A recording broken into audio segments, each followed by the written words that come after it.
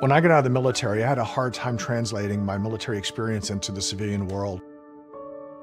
I'll be honest with you, if it wasn't for my wife, I probably would have been that homeless or impoverished vet. But it can be easier with the right support. I'm Mark Casper, and I'm the Executive Director of Tech4Troops. In today's world, you have to have a computer to be able to apply for jobs. Our mission is to empower veterans in need with computers and training to get back in the workforce. Here at Tech4Troops, we're here to push you forward to get you back to where you want to be in life. When the veterans come in, I teach them everything you could think of that's done with a computer. I want them to feel that this is a tool that's going to help them get their life back.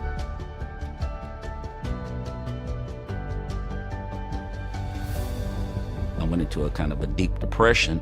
Eventually, I lost my job and I was out on the street. The computer was able to connect me to the web, and I was able to start putting resumes out. And you have to have these small building blocks to get from point A to point B. I'm not worried about employment anymore. The need is great, and we want to be able to support our veterans across the nation.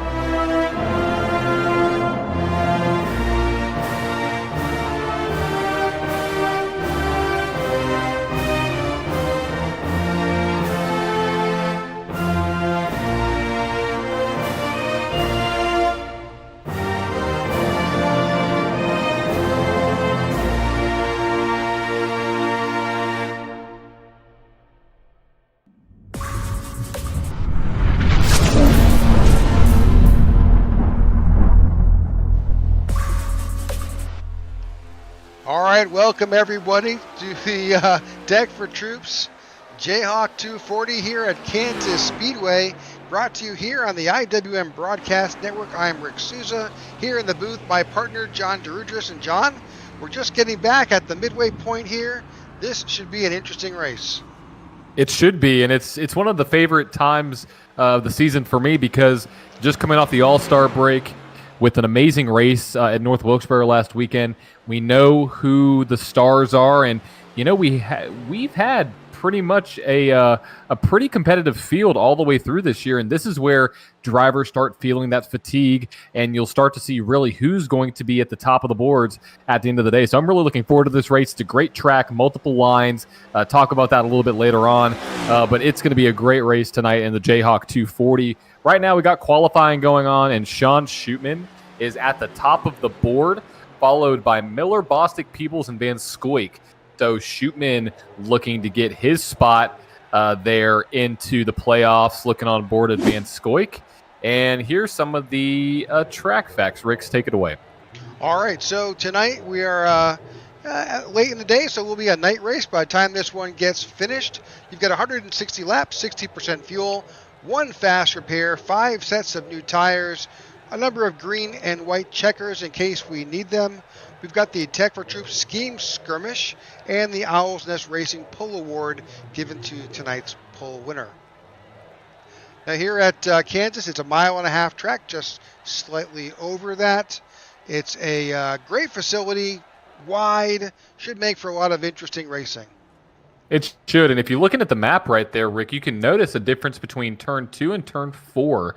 Turn 4 can bite people because that wall closes in a lot quicker than it does coming out of Turn 2. So you have to pay attention in 3 and 4 to make sure you're carrying enough speed. And also the great thing about Kansas is the fact that we will have a day-to-night transition and the lines are going to change. The drivers are going to figure out what is the best line for them once the rubber gets laid down onto the track, because you never know. You may see some guys only running the high line, or maybe running a diamond kind of corner, running the low line. So we'll have to see how this race transpires, but looks like we have just under 30 seconds, or just around 30 seconds to go in qualifying, and Shootman is still at the top of the board. Ryan Pittman made his way up into the top 3 right there, and Tyler Peebles improved his time up to P2. So that is almost the entire field, I believe. Yeah. Let's get to your keys of tonight's race. Absolutely. So here tonight at Kansas in the Jayhawk 240, the first thing you have to pay attention to are tires. You have to manage your tires, and tire conservation is huge, especially on the long run. Like you mentioned before, Rick, having a wide open racetrack like we do, we are going to see multiple lines being run, which means you can leverage your car in multiple ways and multiple different times on the track. Also, are those chicken nuggets on that car? I'm not sure, but if they were, they are making me hungry. Moving to part 2. Multiple lines. Like I mentioned before, you can run a bottom line, you can run a top line. I prefer to run the top and wrap the top around here, because you can save tires and you can make up time compared to the guys that are down low burning up their tires. So we'll see who decides to make that change up to the top line or to the bottom line. And then the third part of this race, my third key, is going to be pit strategy. I believe we're going to have a lot of green flag stops here tonight once the field gets spread out, which means you have to be spot on with your pit strategy. If not, you may be kind of in the same situation as some of the drivers were this past week at Atlanta when they came down pit road because they were out of gas. You definitely don't want to be out of gas here at Kansas. So those are my 3 keys to the race. Rick, let's bring up the starting lineup. All right, there you have it for tonight's grid. Sean Shootman retains the pole and is the winner of the Owl's Nest pole award. On his outside, Tyler Peebles. In third, Ryan Pittman in the 08. Outside, David Miller in the 94. Ty Bostic is in fifth. Charles Van Scoik in sixth. John Ledger is in seventh. David Clayman in eighth. Kane Vandermark in ninth. And Sammy Harrell is in 10th. In 11th, you have Harley Barletta in the 81, who is outside Zachary Allen in that 24 car. Starting in 13th out of NB2 Motorsports, Jeff Narin, strong run for that car. And in 14th, you have Ian Ogden in the 21. 15th, Joey Doucette, looking to see if he can bring home a possible win this week. You know, obviously he was the winner of the All-Star race, so we'll see if he's able to bring home a win in a points-paying race to lock himself into the championship. To his outside, you have Jesse Vaughn in that number 84 iconic Carvana car, with Alonzo King making up that P17 right there, looking to his proven playoff spot. In 18th, you have Mike Slatker, 19th, Luke Bullard, and 20th, Colin Garrett in the 69 machine. In 21st, Maurice Burnett, and 22nd, Christoph Hall. 23rd, Austin Habel, and 24th is Marco Berube. 25th, William Mann Jr., 26th, Zach Ward, 27th, Mark Hanna, 28th, Pete Woodrum, Matt McConos in 29th, David Watts in 30th, Brad Previtt in 31st, Philip Vanderwick in 32nd, 33rd, Evan Amick, 34th, Chris Burrell, 35th, Travis Burgard, 36th, Russell Keats, and 37th, Joe Gregory. We've got a full field here tonight in Kansas. We do. It's good to see. It's good to see a full field. I mean, this is what you're going to see on a typical Sunday in the Cup Series. So exciting to see all these guys out here. I want to thank everybody for tuning in. I want to thank the sponsors, Tech4Troops, obviously 1111 Veteran Project, and U-Haul there for everything that they do to be able to help us put this great show on. You have the McDonald's machine of Peebles on the outside. If he can get a good restart, that outside lane is going to be very important here at the start of this race. And then you have that number 37 on the inside, the Dad Grass Camaro by Sean Schubman. So, Rick, I'm excited. I'm very excited about this race now. Peebles can't disappear like that. But what can happen is this race about to get underway. Geico Restart Zone. They are in and we are launched. Green flag out here, and the outside lane actually got a great jump. And back of the field looks like we're stacking up quite a bit, though, going into turn 1. We sure are. There's a little bit of action back in the pack, and as these drivers get in here, they can go 2 and 3 wide through some of these turns. So it's going to be how they basically try to figure out what their line is. That should be the most interesting for tonight. Looks like the 37 is taking that high line And the 08 of Ryan Pittman out of the bottom. Looks like Sean Schumann is going to lead this lap. We are clean so far. 1 lap underway of 160 here in the Tech4Troops Jayhawk 240. And we got a lot of battles on track. A lot of 2 wide. Looking 3 back wide through going the field on. for sure, there's lots going on. There definitely is, and so we want to pay attention to that. It looks like the 75 is blinking a little bit, so want to pay attention to that. But look at those cars. That's a beautiful sight to see. Full field battles taking place all the way back as we get into our second, third lap here. Now the drivers are taking advantage of that apron area that you can drop down on. We've said it before, it takes a little bit more of your tire to transition off and then back on, but you can definitely grab a bit of time there. You can, and going back up to the front, you had Tyler Peebles take the lead, but he got loose out of the second time out of turn 2, which cost him about 3 positions. Now Van Scoik is on his tail trying to get by him there. So Sean Schumann retains the lead with David Miller in second, Pittman in third, Peebles in fourth, and Van Scoik in fifth.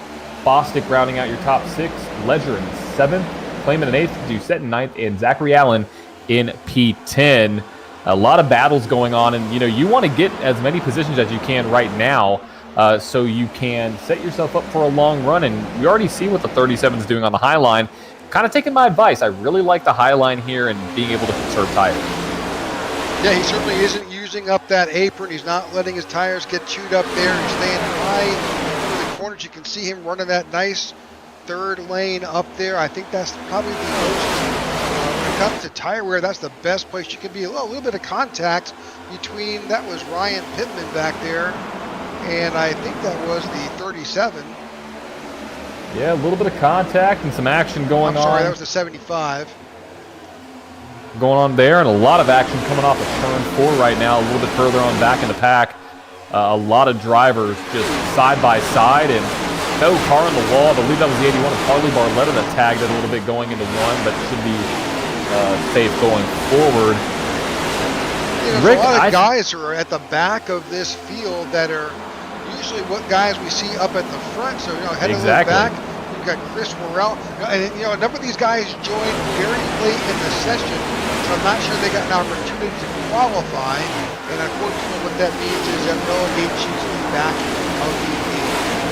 It does, and we know Chris Worrell can win, especially from all the way back there. He's been able to do it time and time again. So some veteran drivers here, but looks like a lot of different battles going on all over the track. Let's talk about some of our biggest movers so far.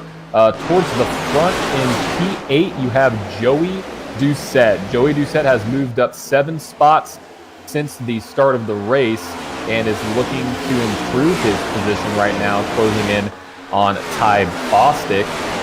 Looking at another driver that's gained 9 positions is William Mann Jr. all the way back in P16. And then Russell Keats up 8 positions up to the 28th spot. So pay attention to some of those names as this race goes on and see where they end up towards the end of this event. But right now, Sean Schumann is still leading the way. Sure is. Again, just a quick look at William Mann Jr. He's plus 10. He's starting 22. He's up to 15. Yeah, I mean, he's making big progress. We saw him run very strongly at the All-Star race. And, car on the wall, I believe that was 91 of Brad Previtt. Going back to William Mann Jr., though, having that good run at an All-Star race, you can do some things that you typically wouldn't be able to do in a points-paying race, which is, putting your car out there on the line in different situations, risking a little bit more. And that may have gained a little bit of confidence for that number 29 machine. So up 10 positions right now. Another driver again up 10 positions, Russell Keats, and now up 11 positions, up to 27. Looks like David Clayman. Yep, got a wreck. That is a big portion of the field. Jeff Nair and David Clayman. Zach Ward got involved. I believe, we got a lot of drivers involved, I believe, in this.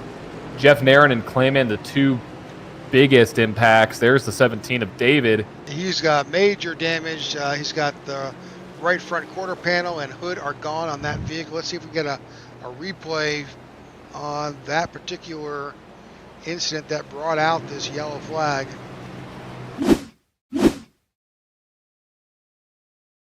for Watcher behind the 17 of David Clayman. No contact with the 21, but darn, it was close until there.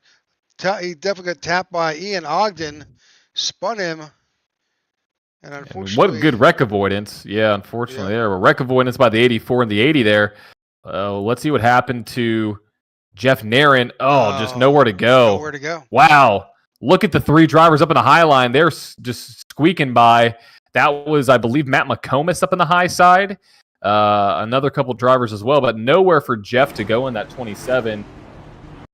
Unfortunate for those two machines. Looks like we have a couple takers down pit road early on. John Ledger, I believe, down pit road. Let's see if we can see it from Matt McComas' view here. Yeah, he followed the outside line right through that. I know he was hard on the brakes. Running along with Matt McComas. A little bit of contact, but not bad. Got through pretty cleanly. Yes, he did. And that brings out our first caution of the night. 12 laps into this. We've had a history of cautions about every 10 laps, Rick, so, trend told true.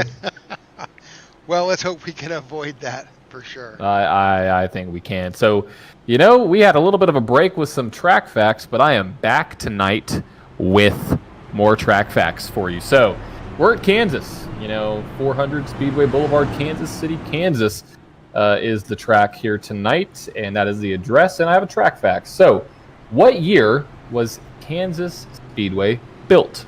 Start off easy. What year was Kansas Speedway built? Not the city, the Speedway. That'd be a weird question. That'd be hard. That'd be a little tough. You'd have to know your American history for that. But what year was Kansas Speedway built? All right.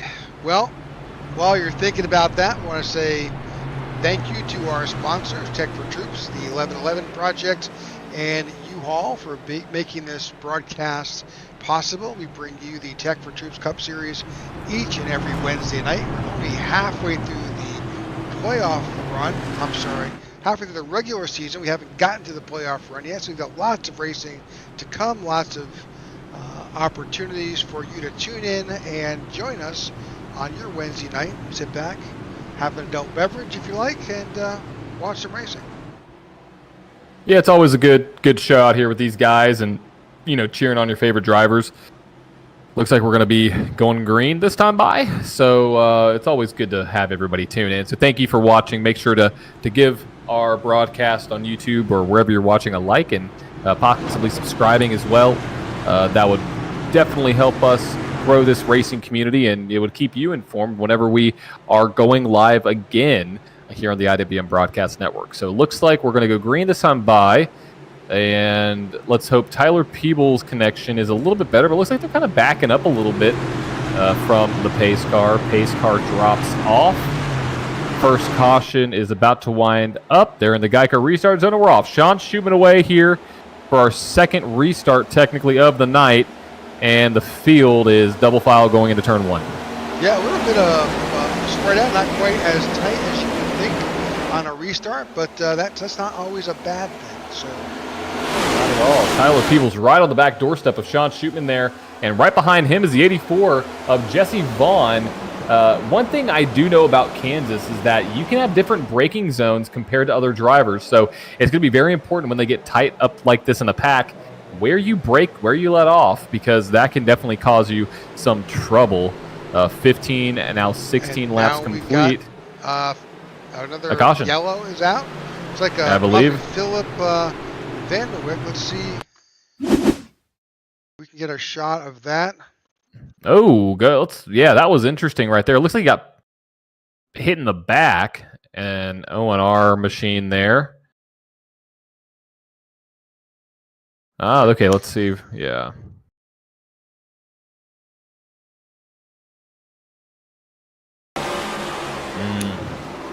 So it looks like the 24 bounced off the wall and got, 48 was a little bit too close and got into the door, I believe. Yeah, just kind of watching that line. Looks like the 48 does come up on him, kind of pinch him a little bit, but definitely, Oh, there it is. yep, a little bit tight. That reminds me of Kyle Larson and Denny Hamlin a little bit. Yeah, he definitely pinched him. Yeah, I mean, it's a little bit there, which it's weird how these cars get a little bit upset like that. But that's something we've seen here. Also, the answer to the first track fact was 2001. That is when Kansas Speedway was built. Now I have to find another one very quickly. But yeah, unfortunate there for Phillip. Hopefully he's able to get back up in the race and get his car fixed. But that brings out our second caution of the night. I have another fact. So let's see. This is moving over a little bit from NASCAR over to IndyCar. But what was the last year that the IndyCar Series held a race at Kansas Speedway? I actually didn't know they raced at Kansas. But what was the last year that the IndyCar Series held a race at Kansas Speedway?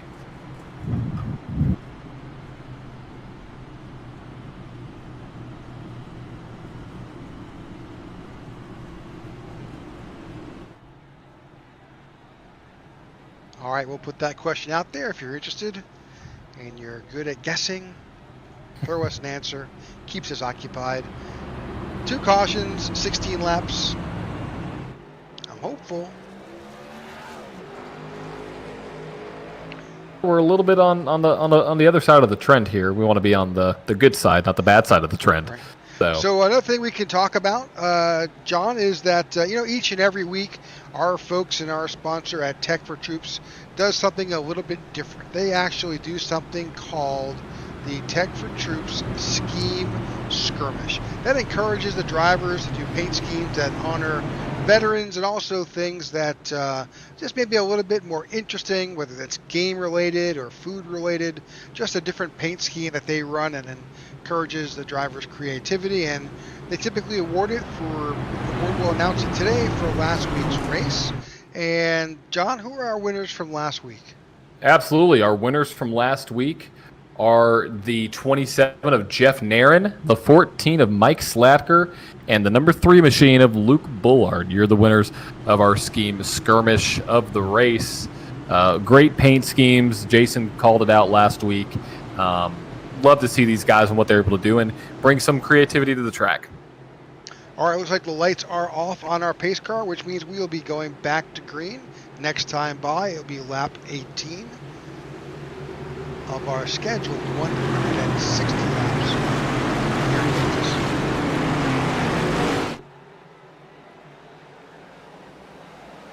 All right, great jump by the 37. And he moves up quickly to the high line, running right in front of Ryan Pittman. He does. We'll see what this does. There comes Tyler Peebles down to the bottom lane. Right behind him, Van Scoik. May have some 3-wide battling going in here into turn 3. Looks like the 75 has still got a connection issue. That's a little bit of a disconcerting look for those guys that may be riding next to him or beside him, but it is what it is. It is what it is, and we'll see what this does. Let's pay attention to some big movers right now. You're looking on board of the 84, moved up 11, now 10 spots. Luke Bullard up 11, Christoph Hall up 12, Christopher Worrell up 23 positions, and Joe Gregory up 15 positions. We're seeing Colin Garrett also maybe experiencing a little bit of a connection issue. He's looking a little bit there. That's the 69 car of Colin Garrett. That's that black and white. You know, it can happen, and with 30, little loose, Colin. We're looking back here in the mid-pack. There's a lot of positions being swapped around here amongst these drivers. Yep, we may go 3 wide here. The 11 goes to the high side. Here comes Colin Garrett to the bottom, possibly going 3 wide through the start-finish line. Not yet, but yeah, with 37 guys out here, you may see some connection issues because of what the server can take. You could really have a server as many drivers as you want, but the more drivers you have, the more bandwidth which is required, and to be able to show every single car at a high quality takes a lot of network power. So people who may have some of the best internet out there, man, struggle sideways. Colin Garrett. Colin Garrett again. Well, no, that was not actually Colin Garrett. I mistakenly, it was on the inside. I believe that was that gray car right behind. I don't know who that is. Colin Can't Garrett make it out. He's on the high side now.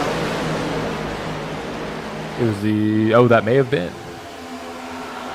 He's got 11-11 across the nose, 69 on the side. Yep. I was getting lost in the cars. Yeah, I was getting lost in the cars. Easy to do with 37 entries out here, packed track. A lot of drama happening here further on back in the field. This is what we're looking at is somewhere about 15, 16, and 17. I think Matt McComas had gone off track. Yep, I believe he has. You know, Kansas is one of the I would say most fun tracks out there. You're able to drive multiple lines, and it's truly a fun transition from day to night. So I expect these guys to settle in and get some laps under their belt here early on. Right now, Tyler Peebles is still your leader with Sean Schutman, Van Scoik, Pittman, and Bostic, your top 5. Rounding out the top 10, you have Jesse Vaughn, Luke Bullard, Sammy Harrell, Chris Worrell, and David Miller. Chris Worrell is up 25 spots, which is incredible. Starting all the way in the back, making his way up, and shows what kind of driver he is and how he's able to maneuver his way through the field early on. So, again, what this race is about is certainly driving your race. It's wide enough. If you can get enough room between yourself and your competitors, you can just, drive your race. You can. You absolutely can, and that's what we're seeing by a lot of these cars. Chris Worrell now up 26 spots. It's definitely a possibility to be able to run your own race. And right now, it looks like the 37 is getting to the back doorstep of that 75, who is still blinking out in the lead right now. Not a good feeling because you don't know where that car is, but we'll see how that connection issue plays out here late in the race. Yeah, I mean, he's blinking a lot, Rick. Yeah. And so, again, if you're unfamiliar with that, that's basically your connection to the event, probably your internet or your computer, but most often it's the internet. And unfortunately, iRacing does the best it can to try and keep you in the race and in time with the racers around you. However, it can look pretty funky. It can. I mean, here we go. We got the 37 to the high side. He's definitely going to have the run going into turn 1 and coming out of turn 2. We'll see if the 75 pinches him a little bit. Not much. A lot of room given between those two cars right there as the 75 is losing ground on Sean Schutman. See what happens going into 3. That 37 wrapping that high line. 75 got a little loose. It's the preferred line. It's what I would want to do. Even though it's a little bit riskier riding up against that wall, you just get such a run and you can gain momentum on some of the faster portions of the track. And it's also, as I recall, it's probably the best tire wear in the most out of these tires. It is. Let's look on back a little bit. You have some cars on the wall. That was the 69 of Colin Garrett again. I believe, and you had Luke Bullard making his way up. Luke Bullard up 12 spots in P7 right now. So look at Chris great Worrell. job from him. Yeah, he's up 28. He is making his march to the front right now, and he is on a mission to almost provide a little bit of an upset here tonight. Not saying that having him come in and win is an upset, but is he a part of the playoff contention, Rick? I think there may be. I'm not sure if he's got enough races under his belt to make the playoffs. I think that's certainly go back and look just to get a count on where he's at, but I think you've got to participate in at least half the events. Yes, that is correct.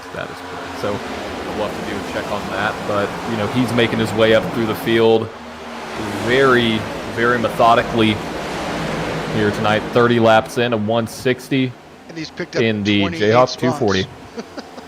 It's amazing. It really is. I mean, you have Joe Gregory up 17 up to P20. So we'll see what happens to Joe. Here comes Charles Van Scoik, though, back doorstep of the 75 machine, seeing if he's able to get a run. Now, Ryan Pittman there as well. These 5 drivers kind of under a blanket. And, we talked about this. I talked about this with some of the drivers in the pre-race. Drafting. You can draft here at Kansas, especially going into the corners. And we're seeing a little bit of that play into effect here. The 37 carrying the toe in front of everybody to the 75, and then to the 41, the 08, and then the 22 right there of Ty Bostic. So we'll see how that plays a factor as this race goes on. 32 laps complete. Let's get a look at the current team championship stats. Let's bring up that information. Let me see if we can bring that up. So currently, besides the individual driver championships and march towards the playoff, there is a team championship. And right now, NB2 Motorsports is still on top, followed by Average Joe Motorsports Team 2. Their Team 1. Dark Tempest sits in 4th. 43 Racing sits in 5th. Retro Racing is in 6th. Ghost Racing in 7th. SEM is in 8th. DCR is in 9th. And ONR is sitting in 10th place. What is showing by NB2? I mean, they're having an incredible season so far, and it doesn't look like it's going to slow down. So we'll see what happens. Here comes Van Scoik to the inside of the 37 of Sean Shootman going into turn 3. That 37 may have a run coming off the corner. Maybe not. 41. Now the P2 up 4 spots from his 6th place starting position. And got a wreck, I believe. Yep, that is David Miller, Austin Habel involved in this one. See what happened a little bit on back.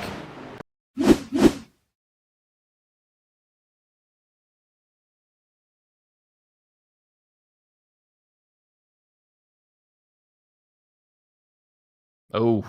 Yeah, so he bounced off. Looks like Miller bounced off the wall and unfortunately collected the 6 of Austin Habel. Yep, and there's nowhere to go. I mean, it's unfortunate for both those drivers because, it's a product of that wall in turn 4. It can catch you, especially if you're not, if you just slide it a little bit too much, that wall approaches you fairly quickly. So brings out our 3rd caution of the night. Also, the answer to the previous question, when was the last time that IndyCar raced here at Kansas? It was in 2011. Haven't been here in a while, so IndyCar, that'd be cool to see some IndyCars run here at Kansas.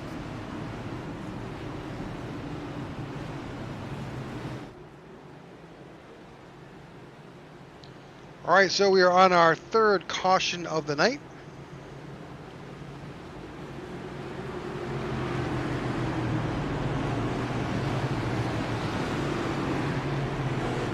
And everybody's coming down pit road as scheduled. Absolutely. Let's get a better shot from our pit road reporter.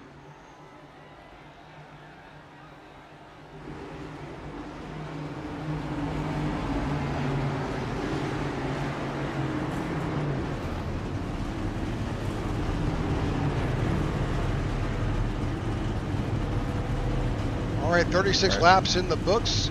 Everybody came in. They did. Let's see who's going to be able to get out of pit road first. Tyler Peebles sitting there for a second. The 41 off of pit road first, followed by Ryan Pittman, 37 of Sean Shootman, Bostic. And I believe that's Bullard in P5. So what a great run for Van Scoik getting out in front of the biggest loser on that was Tyler Peebles losing multiple positions. Yeah, Charles Van Scoik picked up 5.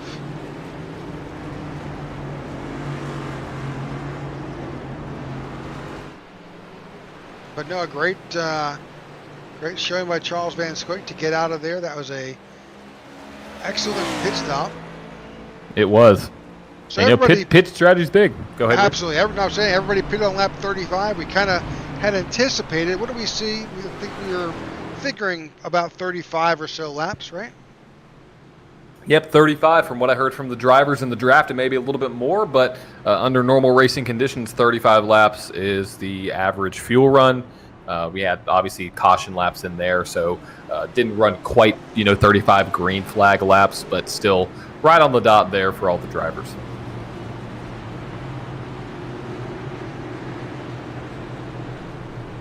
All right. Also, another question really quick. Let's see. What can I find? Okay.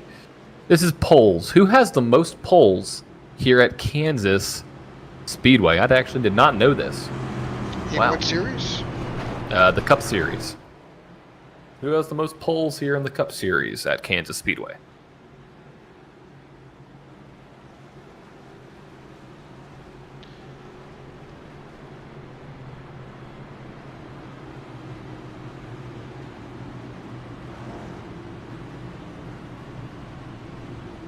All right, so right now Charles Van Scoik is sitting in first. He will be our control car in this restart. You've got Ryan Pittman, Sean Shootman, Ty Bostic, Luke Bullard, Sammy Harrell, Tyler Peebles, Chris Worrell, Joey Doucette, and Harley Barletta. That is your top 10 right now.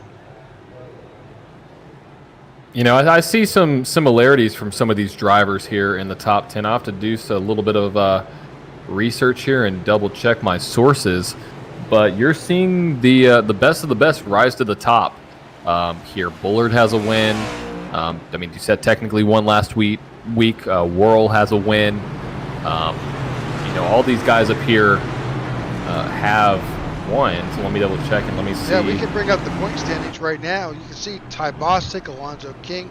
Both of those drivers have 2 wins. Then Luke Bullard, Pittman, Barletta, Castro, Allen, and Chris Worrell are all winners here in the Cup Series. They are, and you know, looking at that cut line, Maurice Burnett, you know, Van Scoik, having a win for Van Scoik would be great. Right there as well, you have Ryan Pittman. You know, he already has a win, so putting his name up in the category with Bostic and Alonzo King, yeah, just secures his spot. So we'll see what these guys can do. Sammy Harrell is another one sitting outside the bubble currently, 9 points back from that P16.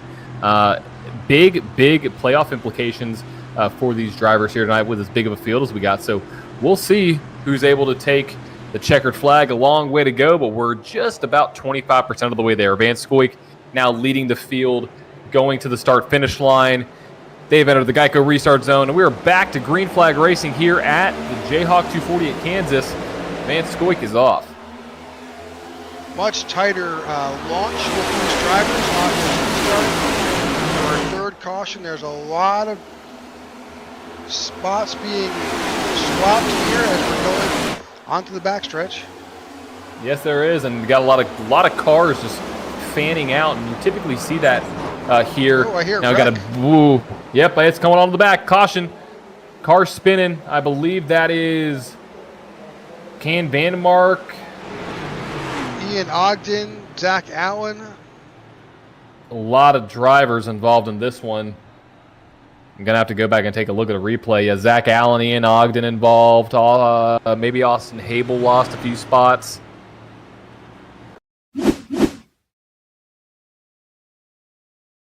Oh, a little bit of, there's the 24 again, gets into the right front of the 21 of Ian Ogden, Zach Allen, almost like a pinball there, Rick. Yeah, he was bouncing between the 45 of Mark Hanna and the 21. Let's take this. The 21 is going up, but nothing unusual about that. It's coming up to the backstretch. 24 is a little loose and corrects, and then tags the 45. Yep. Big contact with the 21. We'll stay with the 24 here because I think he loses it here. He locks it up, so he did the right thing. He's back into throttle here. Yep, and then goes around, goes for a spin. Don't know if he collects anybody else, but those rear tires are now going in the reverse direction, so he's going to go back up the track. Fortunately, there's possibly a Phil Vandemark right there. Oh. Right there. 48. Yeah, yeah. It's unfortunate he was not able to hold that down.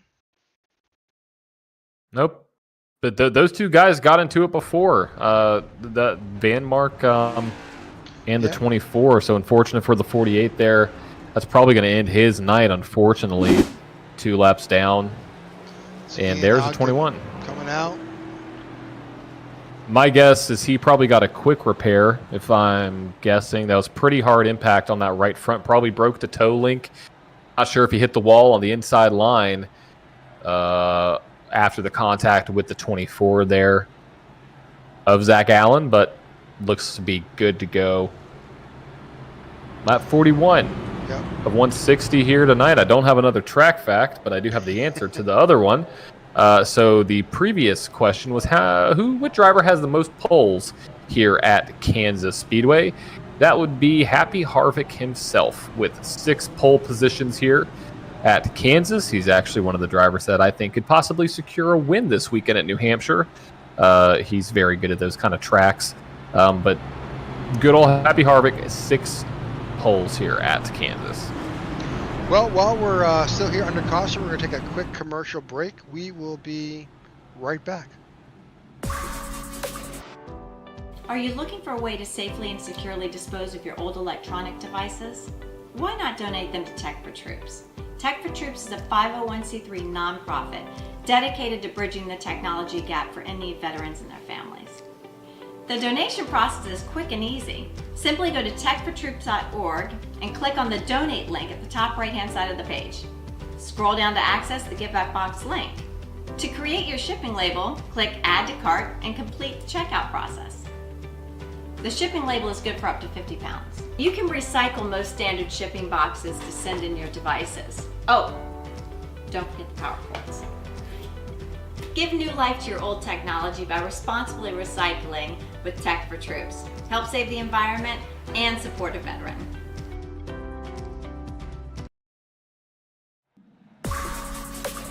All right, welcome back to the Tech4Troops Jayhawk 240 here at Kansas Motor Speedway. The lights are off on the pace car, and next time by, we will be going green. We will, and looking at right now, looking what we got from the top 10, you have Charles Van Scoyk out front with Ryan Pittman in second, Ty Bostic in third, Sean Shootman in fourth, Luke Bullard in fifth, sixth, depending on where they line up. Yep, Luke Bullard in fifth, Chris Worrell in sixth, Tyler Peebles in seventh. That is Joey Doucette in eighth, Jesse Vaughn up in the high side, so P10, and then Harley Barlett in ninth. So those are your top 10 drivers here tonight. We're seeing the day-to-night transition take place with 118 laps to go, just over a quarter of the way. I want to thank everybody for tuning in to the race tonight, and we would love your support. So drop a like on the live stream, or depending on where you're watching this, on YouTube or whatever platform, and dropping a subscribe as well so you can stay informed on every single race that we broadcast here on the Audio Bin Broadcast Network, and so you can follow your favorite drivers along and see how they do late in the season. One of the most competitive seasons we've had so far here in the Tech4Troops Cup Series. So right now, pace car is off. Van Scoyk leads the field down to the start-finish line. They are in the Geico restart zone, and we're off. Green flag racing back here at Kansas, and a very tight restart here for all the drivers going down into turn one. Let's see what happens. Looks like the 37 of Sean Schumann a little bit loose on that high side. Pao getting turned, maybe. Nope, a little contact there, but able to hang on to it. Van Scoyk still out front. Yep. Well, Ian Ogden. Yep, Ian Ogden involved in that one. Unfortunate there. We'll have to see what happened to the 21 machine. Not the night that Ian Ogden was looking for.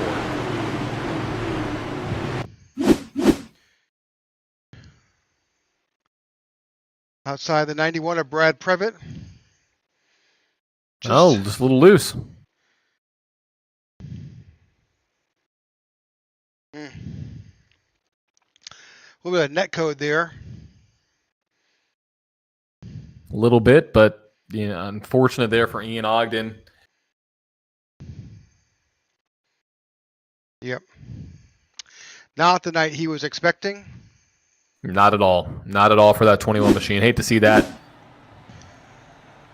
Looking for a good run here at Kansas, but that brings us to our fifth caution of the evening, and I have another track fact and question for everybody out there. Who has the most wins here at Kansas Speedway in the NASCAR Cup Series? So, who has the most wins here at Kansas in the Cup Series?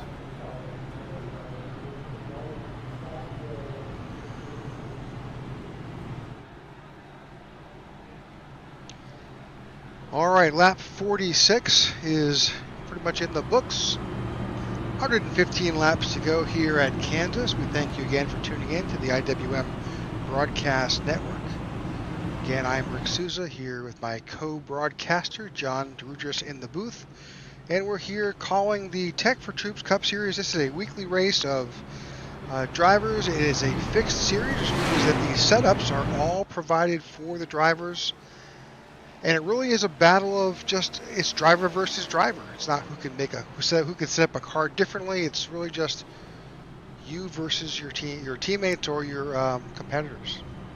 Yeah, definitely. Spot on. Well, the good news is here after 46 laps in the books, 32 competitors are still on the lead lap. We've got a couple retirees and 2 drivers are still in the pits. I think David Watts I think he picked up a wave around, the lucky dog, so he'll be getting back on the lead lap, or getting at least one of his laps back. Yep, good news for the 54 machine there, and still 32 cars on the lead lap, almost a third of the way through this. Good sign here from all these Tech4Troops Cup Series drivers. All right, Charles Van Scoik will be our control car. Not really sure why it shows that he is in the pits on the leaderboard, but that may be left over from the previous restart. But he is not in the pits. No, definitely not. He's right there in that purple and white number 41 machine, the GOAT Racing diecast Ford Mustang.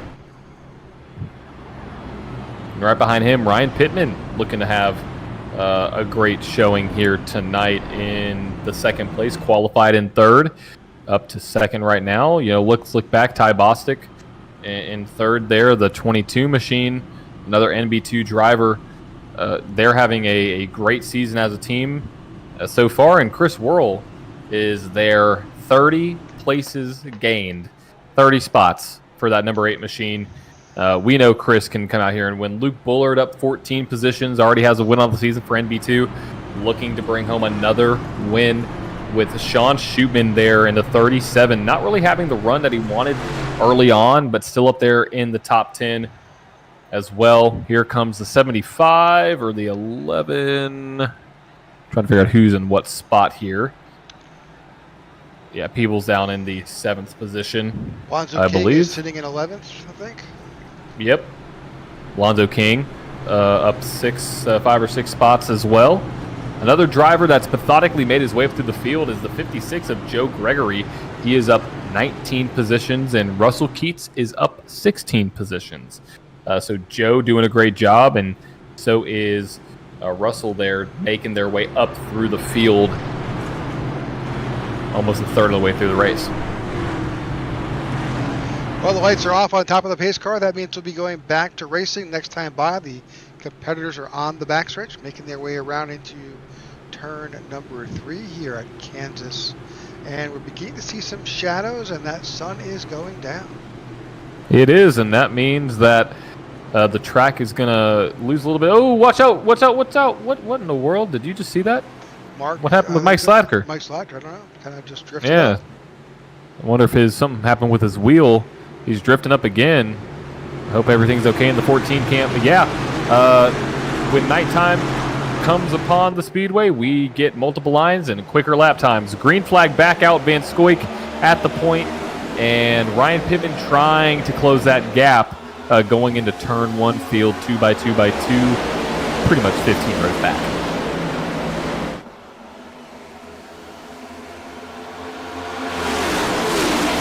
Wide coming into turn 2. Oh, the 11 gets spun with the 84.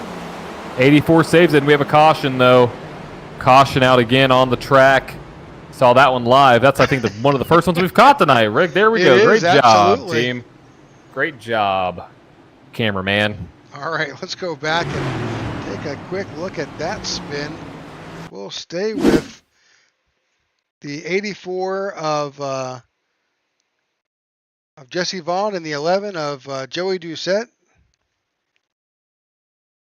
That's the same thing that happened. I mean, that literally is the same exact caution that came out, For Ian last Ogden. time. Yeah. Yeah. I mean, literally it looks like they did that in sync. If you played those over each other, it was identical. It's like of course, the setup, quite possibly here, is a little loose, and that little bit of a correction or adjustment that happens on coming out of turn 2 was just enough to unsettle the car, and then any correction back caused it to loop around. Exactly, and I think that even is more true when you're going 3 wide, when the air is being taken off the left and the right side of the car. It just upsets it, because you saw the same thing out of both Ogden and Doucette there, where the car in the middle lane just almost fishtails and has no control over their machine. So hopefully they're able to keep this thing going in the right direction. Hopefully he doesn't get clipped by the 56 here as he comes down. A number of drivers here who had pitted last on lap 35 are now in. David Miller, John Ledger, David Clayman, Joe Gregory, Sammy Harrell, Joey Doucette, and Mark Hanna are all in here on lap 51. And Makes these sense. stops are all quick, so they're all fuel-only stops. It makes sense. I mean, I love this move, because everybody's going to have to come down pit road eventually. So getting off cycle with as many cautions as we've had and projecting more cautions, I love the move, because if you pit now and let's say we go green for the rest of the race, you have to come down roughly about lap 80, let's just call it 85. And then 35 laps from then is lap 120. 35 laps from then is lap 155. I can guarantee you between now and the end of the race, we're going to have more than 5 laps of caution laps. That's going to make up those last 5. So I love the move here. I think it's a very strategic play, and we'll see how it pays out for some of those guys near the end of the field. So that's a big portion of this. We're seeing really all of my keys coming to effect here. The multiple lines, drivers saving tires, going to those multiple lines, and then pit strategy. It's all what can happen here at Kansas. So we'll see how that plays into effect. Now, answering the question to last caution's question. So the answer, who has the most wins here in the NASCAR Cup Series at Kansas Speedway? That would be Denny Hamlin, the Mr. FedEx himself. So Denny Hamlin has had 4 wins here at Kansas. Always a threat coming here, and actually surpassed the second place, or tie for first rather, when he won back here earlier this year, beating out Kyle Larson. So Denny Hamlin is the answer. All right. So our 6th caution of the night, this is lap 52, will be 53, 54 by the time we go back to green. So just not quite 10 lap average. We've had some back-to-back cautions that have kind of unsettled the average here, but with 37 competitors on the track and what we think is maybe a slightly loose setup, I'm not really shocked at our caution count. Oh, I'm not either. I think it's very typical with having a loose track, going from day to night, and the competitor count. That's just a perfect storm for cars to get loose and to have multiple cautions. So we hate to see the cautions, but we know it's going to clear up as this race starts to go into the nighttime here at Kansas. So right now, your top 10, you have Van Scoyk out front with Ryan Pittman in second. In third, you have the number 22 of Ty Bostic with Chris Worrell in fourth. Luke Bullard in fifth. Tyler Peebles in sixth. Sean Schubin in seventh. Harley Barletta in eighth. Jesse Vaughn in ninth. And Kane Vandermark in 10th. So, Chris Worrell there is a big threat for these guys tonight. He's on the high line. I think he's going to try to pull a move here and get out in front of the 08 and the 41. You may see a little bit of 3-wide action depending on where that 08 gets and how that restart happens here. But that 8 car is looking to bring home another win here in the Tech4Troops Cup Series. Well, that high line has certainly proven to be the most consistent line to run, and frankly, we've seen some great lap times come out of those that have run it, particularly out of Charles Van Scoyk. We also saw some great racing by Sean Schubin. Well, the pace car is down, and we are off.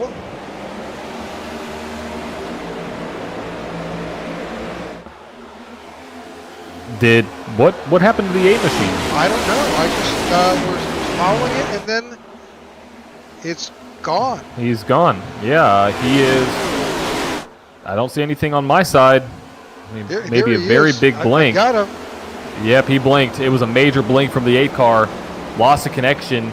That's going to lose him. I mean, he is all the way back in 20th now because of that and a gaggle of cars.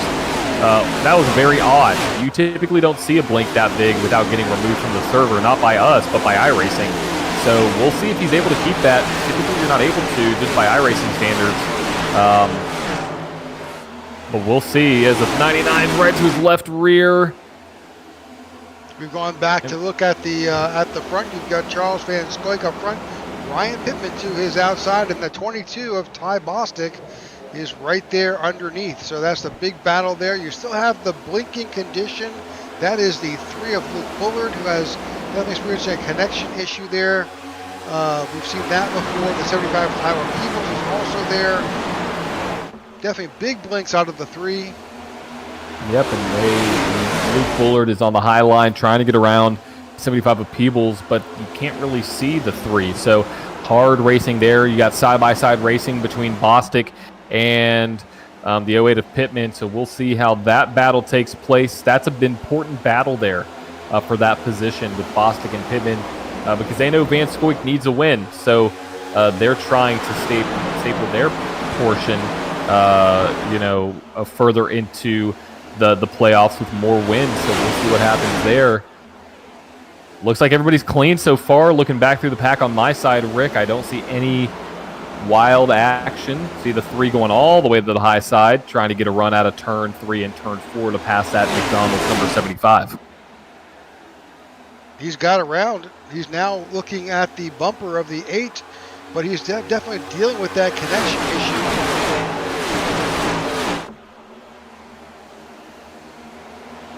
Yeah, major blinking out of the 3 machine. And Ty Bostic just ran the fastest lap of the race, a 30.856, fastest by any driver here tonight. So Bostic looking strong as the night goes down. Look, there's a little bit of contact with the 75 and the 3. Yeah, I mean, that's risky. I mean, it's risky racing around Luke Bullard right now because you don't know where he's going to be on track, especially for Tyler Peebles. Hopefully they're able to keep it clean and keep it going in the right direction. Yeah, those 2 are swapping spots. Of course, the 22 is right there. He's hot on the tail of the 8 of Ryan Pittman. And they are not far. I think Charles Van Scoik has only got a car and a half, maybe, between himself and Ryan. Further on back in the pack from this group, we've got a good group with Sean Shipman. That's 37. He's trying to get back up to the front. Jesse Vaughn behind him. And you've got the 81 of Harley Barletta right back there sitting in 8th. Kane Vandermark is a bit farther back there in 9th. In that number 2, followed by Alonzo King. That is your top 10. Yeah, there's William Mann Jr. as well, up 13 spots. Russell Keats up 23 spots. What a run by one of the only Toyotas in the field outside of the AJM guys. So great run by Russell there. A lot of good racing here further on back in the pack.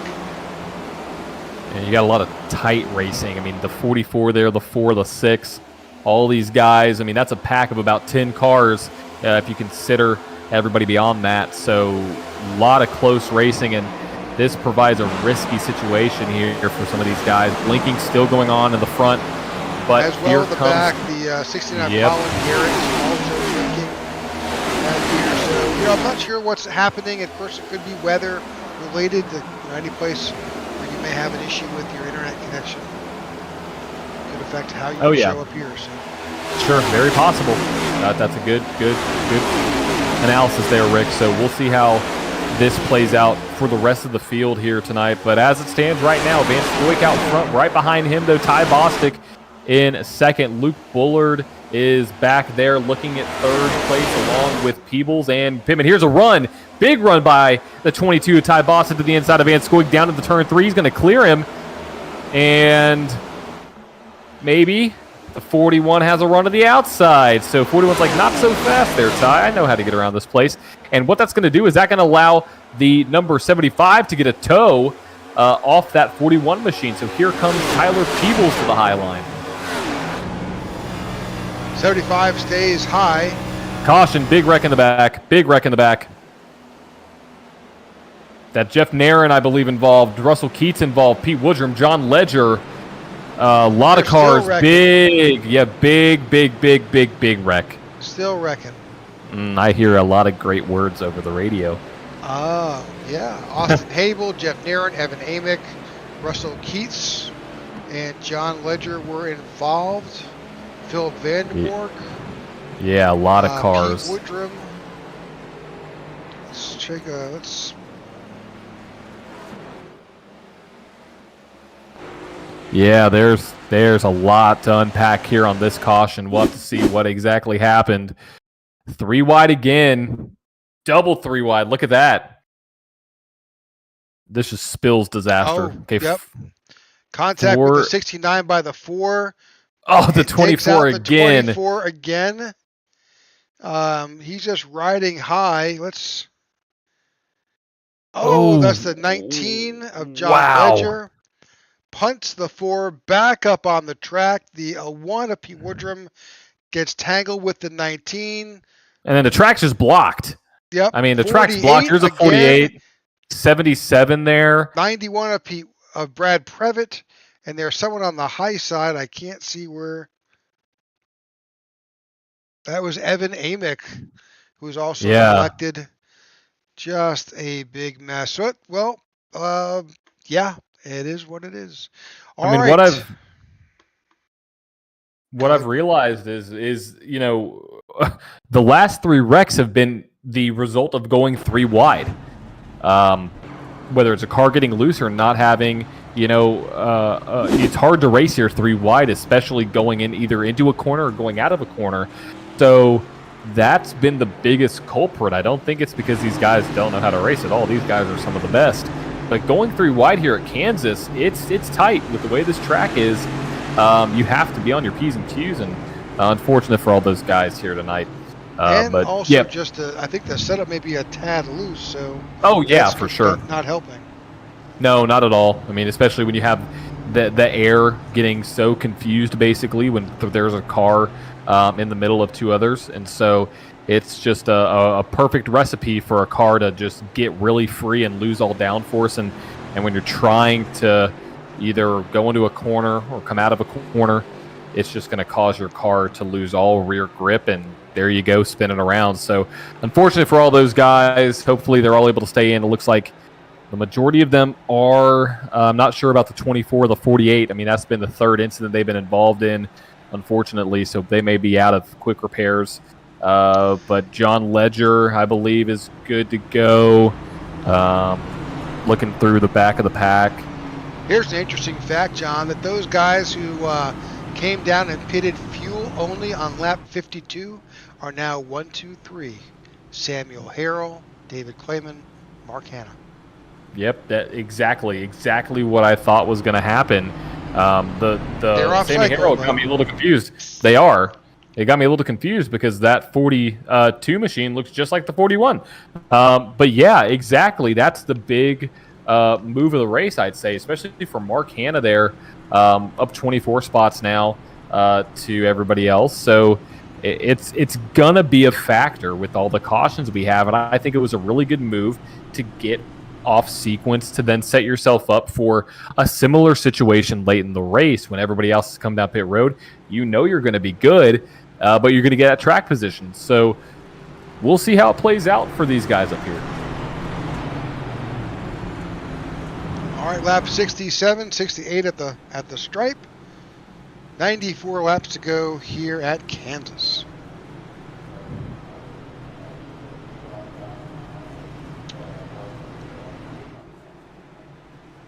Looks like next time by we'll get the green flag and go back to racing.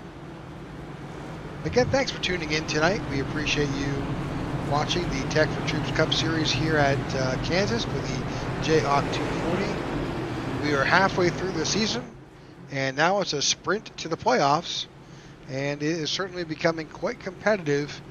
Nearly half the folks have won their way in, and other half are battling for points. It very well could become a points battle at the end of the day for that last spot. I mean, we've had, or when it comes down to winning too, we've had a lot of cars not not have much competition. But on the flip side, rather, we've had a lot of competition out of these guys with having so many first-time winners. Not very many repeat winners, only 2 right now.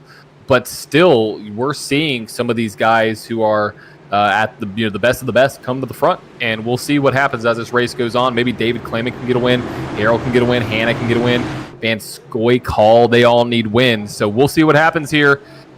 Pace car down, and we're off. Green flag racing back, and I see a lot of purple cars out front. Those are obviously all teammates.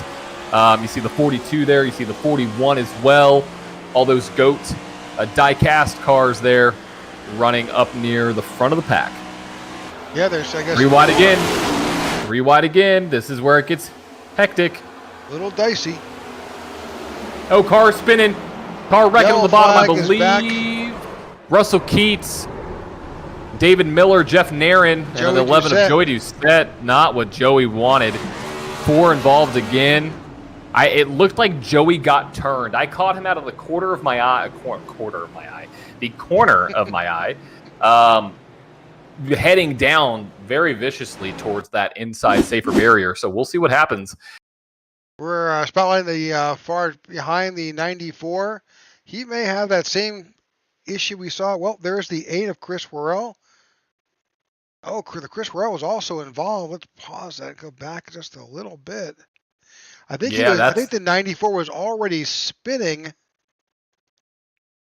He was. There was nowhere to go for the 11 or the 8. So you can see just that angle there where the car is crab walking down that seam. He's already lost momentum, and that car is about to whip around as he does in front of the 8 and then doors the 11.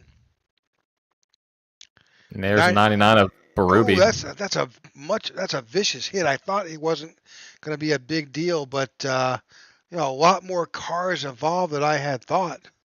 Yeah, the 56 involved, and you have a vicious hit for Joey Doucette on the inside wall. Yep, he's still spinning down there. Yeah, I mean, that's a hard hit. Got the 4 involved as well. The Russell 19, Keats. I think, is still spinning. No, not the 19. That is the 11 still. But still, a lot of guys involved. Chris Rowe, Marco Berube, David Miller, Joey Doucette, Russell Keats. I think Joe Gregory was also involved in that. Yeah, did the 8 get involved again right here, or did he miss the 4? Okay, he missed the 4. You never know. Sometimes, the best of the best, things can happen even after the caution comes out. So another incident here, more cars on pit road, and you're seeing, that's going to make coming back up to the front for the 8 machine an uphill battle now all the way back in 26th place. But it's making the Sammy Harrell, and David Clayman and Mark Hanna, Christoph Hall, all those guys look really, really good. And look at that. You see 3 purple cars in the top 4. That is Harold Van Scoik and Christoph Hall. There's a 4th one back there as well. I believe, is that it's Maurice? Right there. I think that is Maurice Burnett. I believe it is. All part of the same team, obviously, all running different schemes, same number, or rather, same scheme, different number. That'd be really weird if you saw just a bunch of. It would be. It'd be like, I guess you could tell Formula One cars from different elements, but that'd be really odd to call. But yeah, there you go. Sammy Harrell out front with his team up there making a splash tonight here in the Jayhawk 240.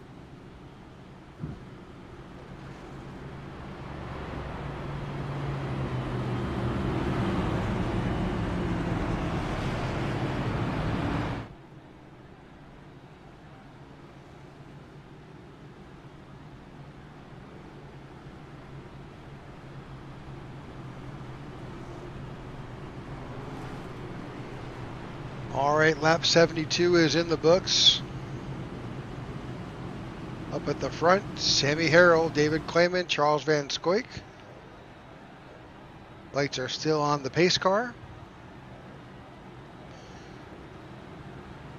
We are close to the halfway point, not quite there yet.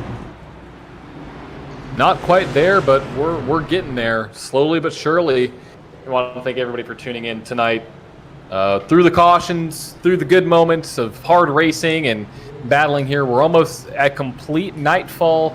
The sun's still a little bit out towards turn 3 and turn 4, so almost under complete darkness. And when it gets dark here at Kansas, love to see that. Great cue there. Love that. Spot on, cameraman. It's going to be a great race at night here at Kansas with Harrell up there, Clayman. You have Van Scoik on a different strategy. Bostic trying to make his way back up. Peebles up there. So we'll see how this race plays out. Sammy Harrell has dropped down to the flat. It looked like he was saving a little bit of fuel. He pitted last on lap 52. So David Clayman, Sam Harrell, and the 45 of Mark Hanna pitted last on lap 51. The rest of the field around lap 65.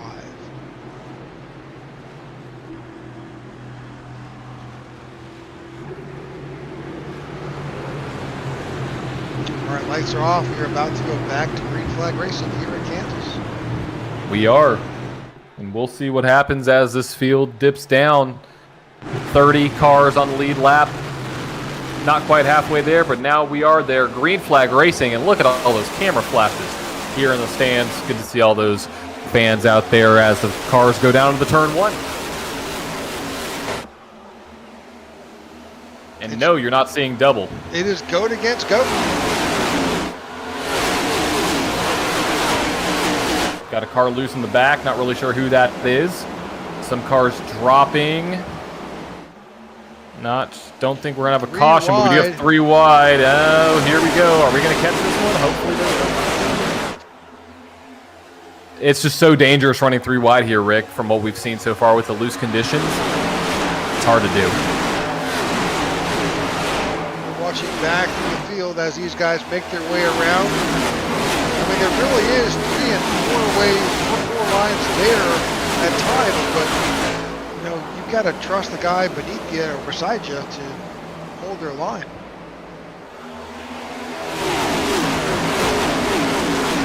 Yeah, I mean, it's a lot of trust, and it's a part of racing. A lot of different sports you don't have. A lot of close action. In different sports, you don't have to worry about 30 other competitors, 40 other competitors. Oh, car loose. That's Luke Bullard. Hold on to it, Luke. Hold on to her. There we go. Save of the race. Mr. Bullard. Done. Great save. Oh, but he's blinking. So that's not us. That's fortunately Mr. Bullard's connection.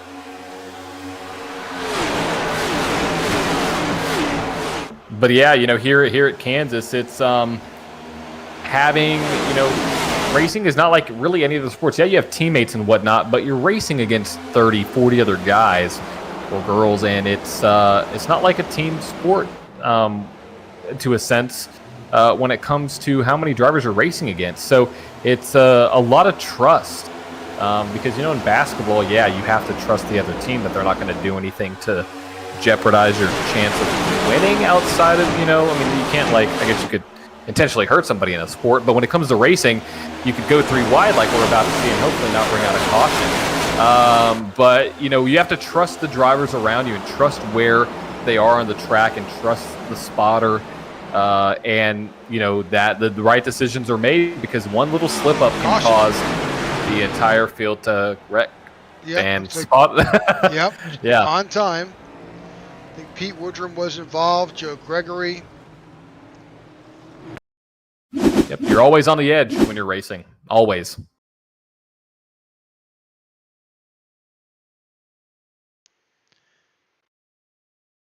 Oh. We've seen that all night. Yeah, it's off two. Yeah.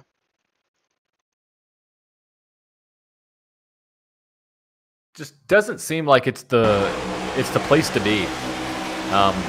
Really, it's almost that middle to high line that's causing issues. maybe it's just the way that the car loads. And it's probably where they're, if I had to guess, my guess is that as they are getting back on the throttle, coming out of two, the car just is not ready. No, it's not. And, with the cooler temperatures, when the cars are making their way, under a caution lap, those tires do cool off quite a bit. And so you have to get them up to temperature. Now, it doesn't take as long as if they're, freshly cold tires coming out of the pit road, but still, it's important to warm those tires up to make sure you have the grip.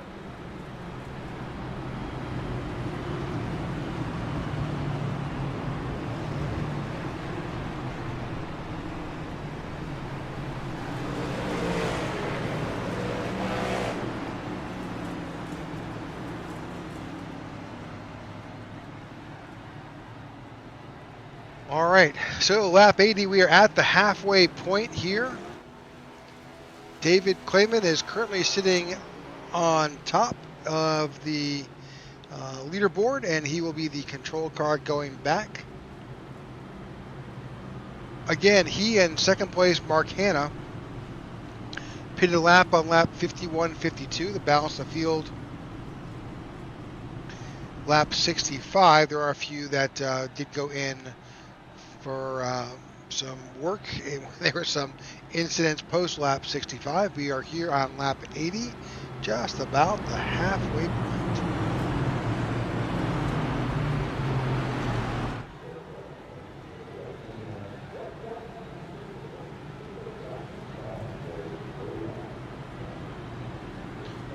All right, we should be going back to green in another lap.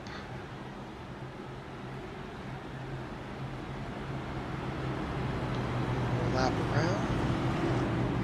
You do have a couple drivers on pit road. Charles Van Scoik, Russell Keats.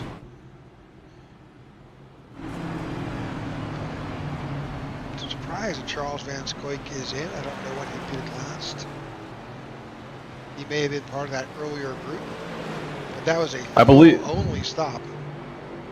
It was, trying to probably just to get back on sequence a little bit, maybe figuring out what those other cars are doing, with him being off cycle. Now this is going to put him all the way in the back of the pack in currently 28th position. So we'll see how that goes. Yep, that'll put him all the way at the tail end of the lead lap drivers. You have Russell Keats, who is coming off of pit road.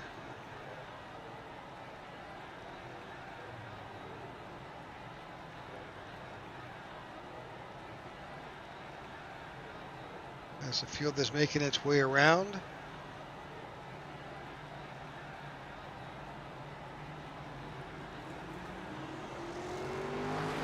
I think Russell Keats, is he a lap down? I'm looking. Or he is the last car on the lead lap. Last car on the lead lap. Last car on the lead lap. All right, so that puts Evan Amick one lap down. He'll be the next car to get his lap. Oh, Sammy Harrell. Charles Van Scoik is back on pit road. Christoph Hall, pretty much the entire GOAT team is on pit road. Strategy? All fuel. I think so. Stops. Yep. But they're going to wind up being at the tail end of that lead lap. I think we're about to go back to green flag racing quite soon. That's we're definitely. Map. Yep, you can see them making their way around to pick up the tail end of the field. Interesting strategy by these guys. They are definitely playing the fuel mileage game here at Kansas. They are, and we'll see how this plays out. I mean, you see Peebles up there again. You see the number 84 machine on the high line, of 37 behind him. All these guys making their way back up to the front, but Clayman and Mark Hanna out front here at Kansas. David Clayman, the control car. Geico restart zone, and we're off green flag racing. Stack up a little bit. There was a little bit of contact with the 75. The 45 just didn't go, and he wound up getting a little bit of an encouraging bump from the 75. He definitely did. Here we go. The field spans out here in turn one. Three wide again. Gosh, this doesn't work. Contact. And big wreck. There we go. Well, Rick. Oh, what in the world That just was happened the there? 48. I don't want to Jeez. use the phrase arca braking, but yeah, that's what it looks like. Yeah. That was quite interesting. That's all I got to Wow. say. But it seems like the same story every time, going 3 wide. I mean, that just smelled like bad news from the beginning. So let's go back and see if we can take a look at what happened there with Peebles, and they were 3 wide. Here we go. You see the 22 slow. It's the middle car. It's the middle car again. Yeah, it's the middle car. Yep. So unfortunately, this is the front of the pack. They're wide up, and there's the 37 of Sean Shootman. The 11 gets by the 27. Oh, that's the Luke 3. Bullard involved. That's tough. And then you have some more contact here between a lot of these guys who are trying to get out of the way. That's Alonzo King, the 91. Brad Previtt, the Van Ortwick. Yeah. Let's see if we can go on board with the 48 a little bit to see what he saw. Maybe that whole outside was just blocked, and the only way he could go was down to the bottom. Just want to see what it looks like from the back of the pack here with some of these guys. All right, this is on board the 48.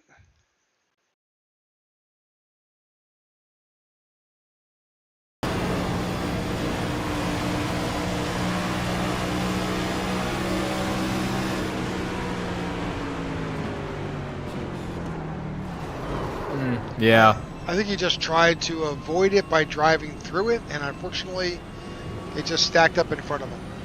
Yeah, there's nowhere to go. You make that decision. You either got to go low, you got to go high. I mean, you could always just step on the brakes, but then you risk somebody running the back of you. So you make that decision, and unfortunately, Phillip, it sometimes doesn't play out in your favor. So hopefully he's able. I mean, that was a hard hit for everybody involved. So hopefully everybody's able to get back on the track. But right now, David Clayman out front, Mark Hanna in second, Ryan Pittman in third, Jesse Vaughn in fourth in the 84, with Ward in fifth, Mann in sixth, Vandermark in seventh, Barletta in eighth, Shubin in ninth, and John Ledger, nice rebound, rounding out your top 10. All right, stay tuned, folks. We're going to take a quick commercial break. We'll be right back. When veterans get out of the military, a lot of them don't know how to translate their skill sets into the civilian world, and they lapse into poverty or into homelessness. But it can be easier with the right support. At Tech4Troops, our mission is to empower veterans in need with computers to get back in the workforce. We want to support our veterans across the nation.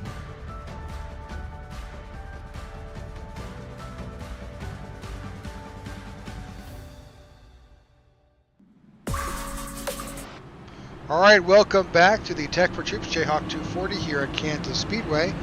We are sitting around lap 86 under our 10th caution of the night. We've got 37 competitors took to the track to start this race. All but 3 are still running, and David Clayman is currently going to be our control car, and he is on top of the leaderboard. Mark Hanna is in second. Ryan Pittman is in third. Well, John, it's been a pretty eventful night. Not quite as racy as I thought so far, but it'll probably settle down in the second half, I suppose. I would agree. I would agree with that, especially because of the track conditions. We were still slightly in that transition phase. So we'll see what happens as this race goes forward. But it's very important to note that we still have a lot of time left in the race, and we still have 29 competitors on the tracks that are battling at least on this lead lap. You have Previtt and Ty Bostic 1 lap down each. So we'll see if they're able to bounce their way back into it. All right, Brad Previtt next time by, if he can hold it, will be your lucky dog, and he'll get his lap back. But this race is now, and this restart is now in the hands of David Clayman with that 17 car. He's out front there with Ryan Pittman behind, who's outside is Mark Hanna, and behind him is the 84 of Jesse Bowman. Now, Mark did not get a good start the last restart. Let's see if he can get a jump. There he goes. Great restart. That outside line gets a big jump.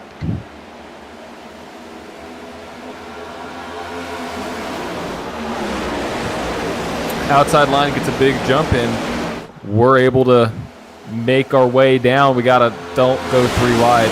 I feel like if you've seen how this race is played out, 3 wide is not the way to go. So let's see if they can do that. It looks like everybody's good so far on my tracker. Yep, definitely a little bit high mark in the 45. Part of that high line.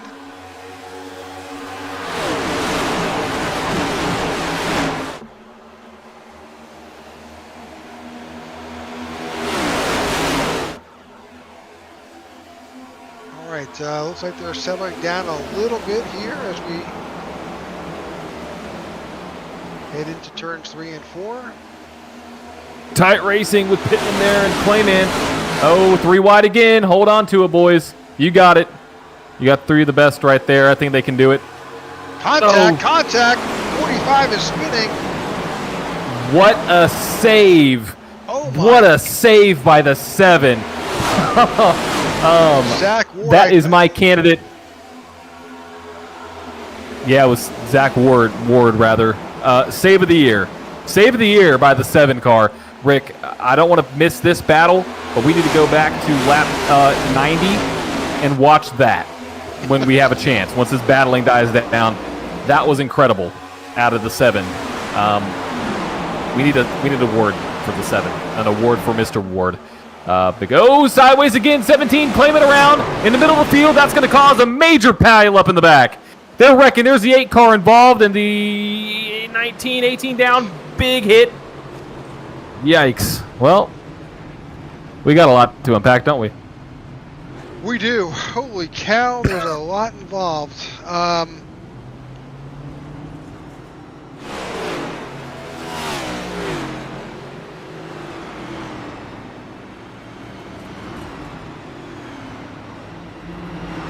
What do you want to look at first? Right? Do you want to look at the save? You want to look at the accident first? We can take your pick. I was trying to find the save.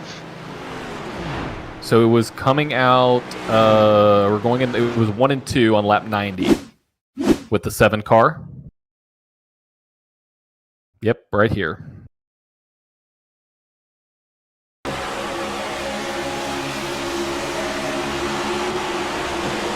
He definitely crowds the 45. But, I mean, he was in a full drift. Yep, he was in a full drift in turn 1. All right, we found that. But now, let's go back to this yellow flag. I know the 8 was involved a little bit in that. I think David Clayton was involved as well. Yeah, the 17. It was a 17. The 17 spun in the front of the field, which caused the field to span out. Widen out a little bit. Looks like he had a little help there from a 29. Little bit, and the 84 did not. by. No, a little bit of contact there too, but side swipe there. Everybody, just a terrible place to spin, and turns down in the middle of the field. And I believe there were some 11-11 guys that got involved in this. I don't know if it was the 11 or the 19, but I saw somebody going towards the inside wall. I'm not sure who it is down there, but they got collected in it as well. I believe it could have been Joey the Doucette. 11. Yep. Yep.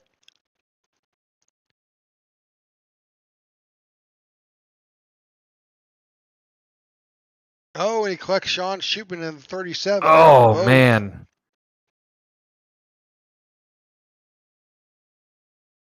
Not terrible hits. They actually kind of saved themselves from worse hits, but still not what you want to see. Both of those guys involved in multiple incidents tonight. Joey Doucette now Yeah, all he's the way in the on- back. Yep. He's just coming off pit road. Okay, 67 laps to go. That's 94 in the books. James Lowe on our YouTube channel said these racers need to learn what the brake is. Well, I understand, James. Absolutely.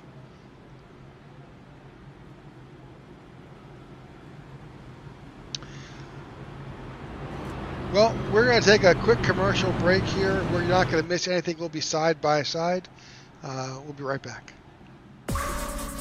When veterans get out of the military, a lot of them don't know how to translate their skill sets into the civilian world, and they lapse into poverty or into homelessness. But it can be easier with the right support. At Tech4Troops, our mission is to empower veterans in need with computers and training to get back in the workforce. We want to be able to support our veterans across the nation.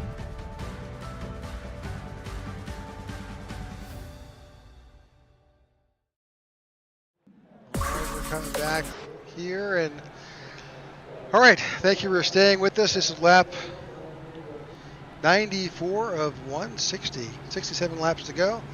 We are on our 11th caution of the night.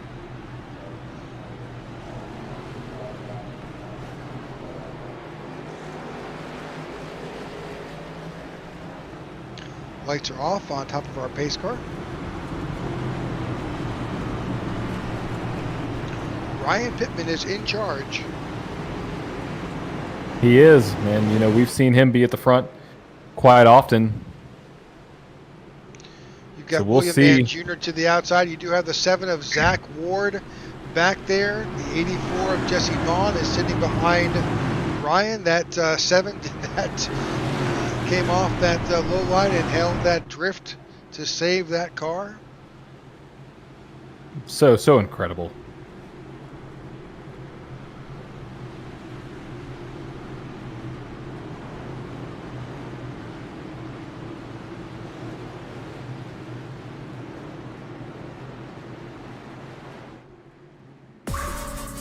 When veterans get out of the military, a lot of them don't know how to translate their skill sets into the civilian world, and they lapse into poverty or into homelessness.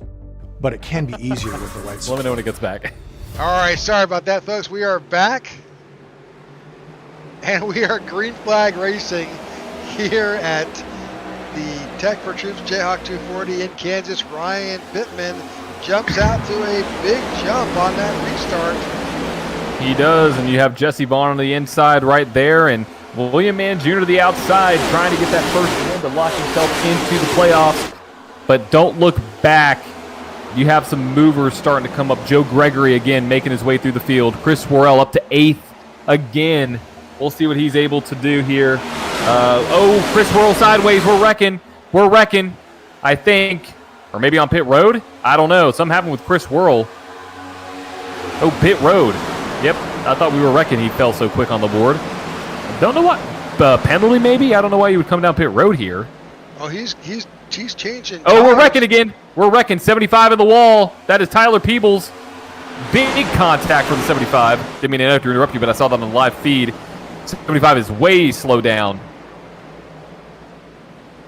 He is still in the wall. Something happened with the 75. We I don't stayed know. green, though. We stayed green. He has got some major structural damage, but he is on pit road with that car.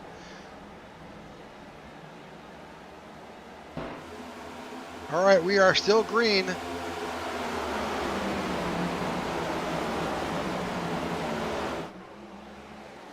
Ryan It looks like the... Sorry, go ahead, Rick. No, go ahead. I would say that the 8 did have black flags. Not really sure why, but something happened there. It looks like those got cleared, though.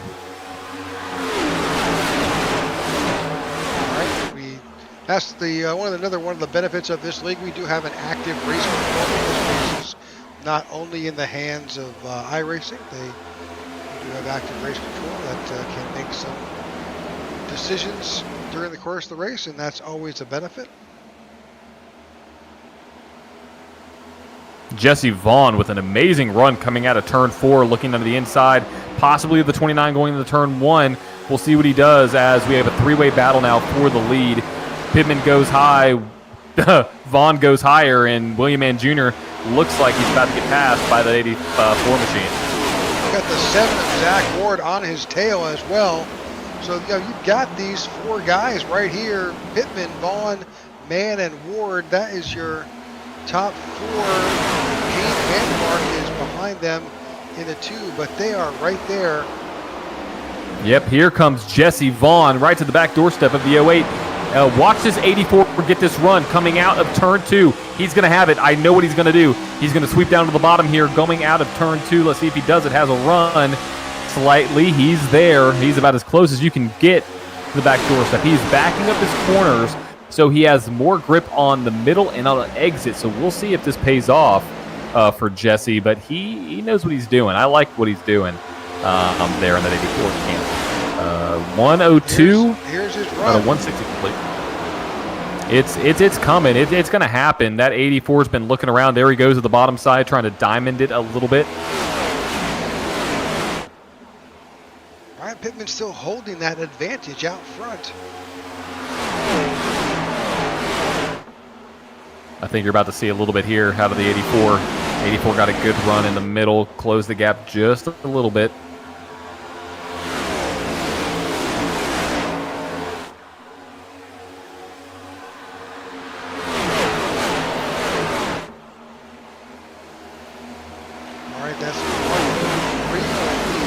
At Kansas, 58 laps to go. There's all these guys up front pitted last on lap 65. The next car up that pitted later was going to be Alonzo King. He's currently in 8th. He pitted on lap 84. Yeah, we're going to have a lot of different strategy here tonight. We'll see how it plays out for all these guys. As this race goes on. Now Colin Garrett now making his noise, making some headway here in the middle to later portions of this race, all the way up 16 spots up to P4. Now a little bit tagging the wall. Yep, he's in the wall a little bit. I have that broadcaster's curse. It happened in practice. Well, he's dicing up. He's there with the 7 of Zach Ward. They are swapping positions a bit. Similar they are. paint schemes. And here comes the 84 again to the back doorstep of that 08 machine. Let's see if he's able to do anything going into 3. Backs it up slightly, a little bit lower line. I mean, he's there. He has the grip. He is right there. He's going to the inside line. Here we go. He makes that. He pinched the 08 up there. New leader. Is he going to clear him before turn 1? A little bit of bobble. No. He did lead the lap, so credit for leading the lap there. See if Jesse Vaughn can battle back on the inside, maybe draw that car back. It looks like we have a couple retirees. The 8 of Worrell and the 75 of Tyler Peebles both have retired tonight. Here comes the 84 again with another potential run coming out of turn 4.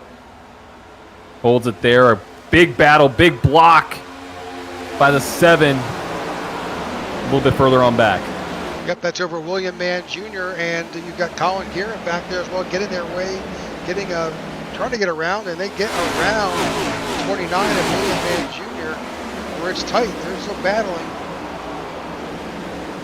And it looks like everybody's moved to the high line for the majority of this front 5 and 6 cars.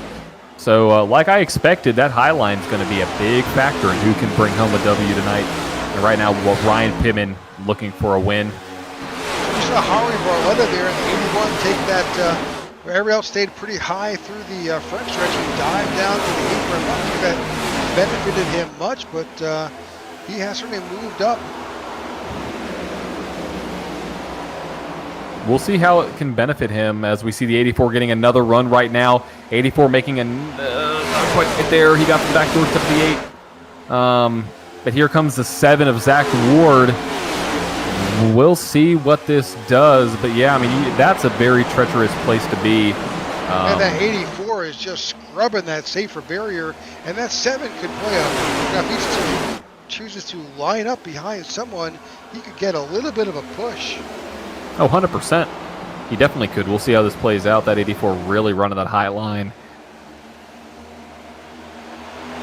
Hopefully I didn't knock any toe out of the car or maybe damage a toe link a little bit, but here comes the 7 to the back door of the 84.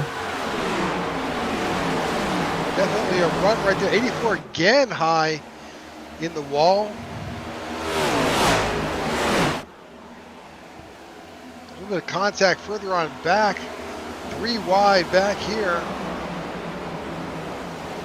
Yeah, we know what happens when we go 3 wide. Oh, here we go. Please stay forward in the right direction. We got it. Right? It's just hold your breath. Our breath, yeah. Yeah.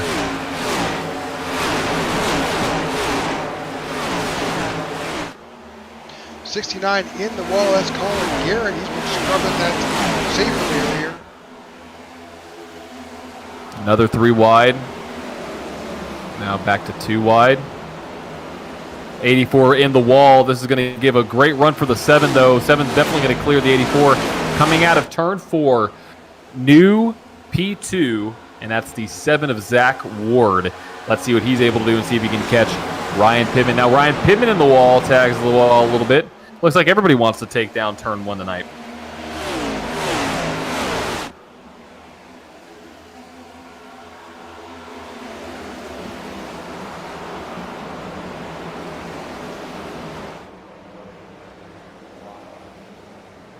He is definitely catching. Oh, pitting. Green flag pit stops with your Bingo. leaders. Yeah, some guys miss it. The 6 missed pit road.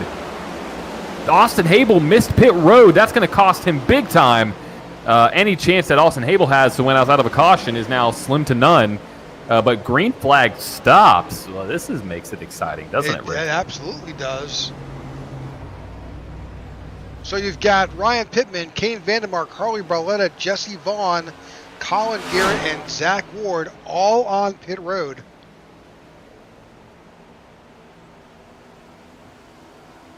Now John Ledger is up there currently running in 3rd. He pitted last on lap 65. We've also got Mike Slagler and Austin Habel did finally make it in. Ryan Pittman is still on pit road. He may have gotten a speeding penalty. He may have. That's the only thing I could guess. I don't see anything happening right now on my side that may say that. But I'm trying to figure it out. I don't know. I can't see that in my telemetry. His time on pit in his pit box is over 50 plus seconds and still climbing. Yeah. He's 2 laps down. That almost, there he goes. Yep. He needs a lot of help to be back on the lead lap here. Unfortunate there for that number 08 machine. He was looking good out front, but back to the point is the 41 of the 42 teammates, Charles Van Scoyk and Sammy Harrell there. So we'll see how this strategy plays out, because once about lap 125 to 130 comes, you'll be good to make it to the end if you pit around that time frame. So we'll see what happens. All right, 45 laps to go. So these guys who are currently running out front, they pitted last on lap 84. They're gonna, I guess, I'm thinking they're trying to get to just one more stop. Yeah, they're trying. I mean, it's going to be close, but they're going to try to get to about lap 125. If they can come down to lap 125, they should be able to make it from there. And, Ryan Pittman already has a win on the season, so he's already locked in, but hate to see that out of that camp here. And Breeze blinking. Big blink there. Not sure where he is in 3rd. But Ryan Pittman already has that win. But Van Scoyk, looking on back, needs a win. So obviously, Sammy Harrell needs a win. Yeah, this whole scramble of pit stops here really split the field. 1 through 14 are on the lead lap, 15 and down. Oh! Yeah, that's the interesting thing about iRacing, how they reappear. You see how the 3 came back there, John? He came back missing a hood and a side panel. It's wild. But yeah, so well, 13 is Evan Amick and Russell Keats.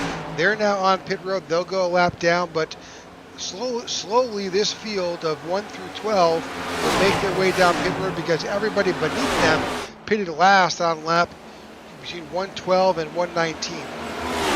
Yeah, and you see the 3 car up in the wall. I just don't think the 42 knew where the 3 was, and kind of took his line away. So it's nothing that the 42 could do, and nothing really the 3 could do either because he doesn't know when he's going to blink.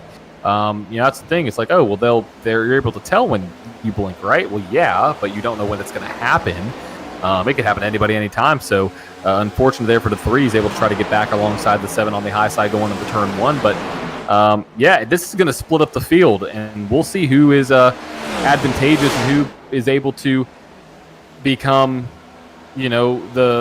on the right side of the strategy. They have to go about another 5 to 6 laps before they can make it. So expect the 42 to come down, the 41 to come down along the same time, as well as pretty much the rest of the cars on the lead lap. So we'll see how this race plays out. Now 120 out of 160 complete, 66% of the way there technically. All right, we'll be right back. A little quick commercial. We will be side by side. You will not miss anything.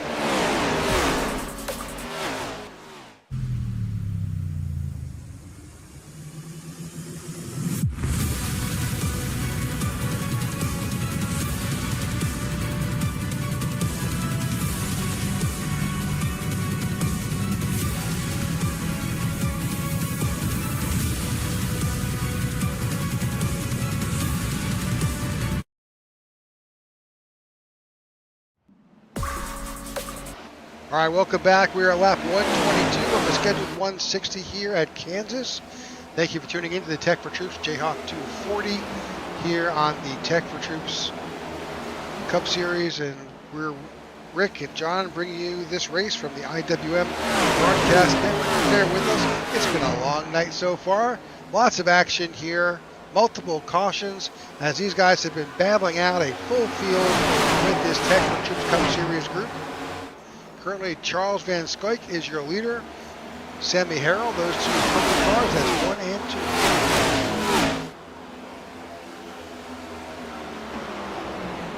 2. So with 38 to go, I mean, I think they could pit and make it, or at least it's close. It's close. If we go green, 35 is where you want to get to. So about lap 125, just about to be at lap 124. Yes, this is the time where you're going to see some of these guys start to make their way down pit road. Now, look who's back up into the picture. Sean Schutman back up in the 5th after some incidents there. He's making his way back up. Don't count out Marco Berube, too, now running in 6th spot. He's made his way up there. So we're paying a lot of attention to these guys. Joe Gregory up 28 positions as well. Mark Hanna now battling. Man, the 3 car is just blinking all over the place. Mark Hanna with a great run. He needs a win. Each one of these drivers up here outside of Luke Bullard needs a win. So we'll see how this race plays out. But right now, these guys should be able to make it if they come down pit road right now. Sean Schutman also is looking for a win. The only person in the top 10 that has a win right now is the 3 of Luke Bullard. So you're going to come in one more time. Do you just keep staying out until the very last minute? Luke Bullard is now in. He pitted last on lap 85. I'm expecting to see Charles Van Skyke and Sammy Harrell down. Now Mark Hanna, Sean Schutman, Marco Berube pitted last on lap 92. So they've got more fuel in their tank. Maurice Burnett, the other GOAT car, as well as Christoph Hall, they're all going to have to come down. They all pit on last lap of 84. So yep. We expect to see all those cars down anytime. Yep, I think Alonzo King, caution. Out. Huge break for those guys. I think Alonzo King may have been involved. Let's go see. He has stopped. Oh, wonder why he stopped. This is going to flip the field. We're going to see a Chicago, a Chicago race. Let's see what happened here.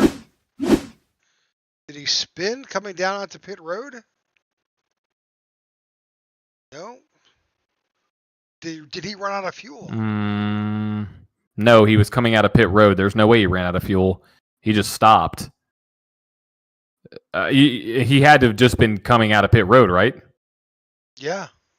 Yeah. Okay. He came out of his pit. Can we go in car and see his RPMs? Because we'll be able to see his RPMs if they dropped, right? If he had no gas. So second gear. Let's just follow him through. We can even go full speed. Yeah, that's perfect.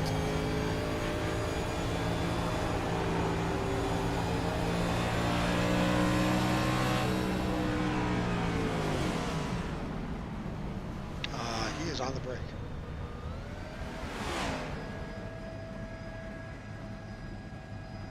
Yeah, I don't know what happened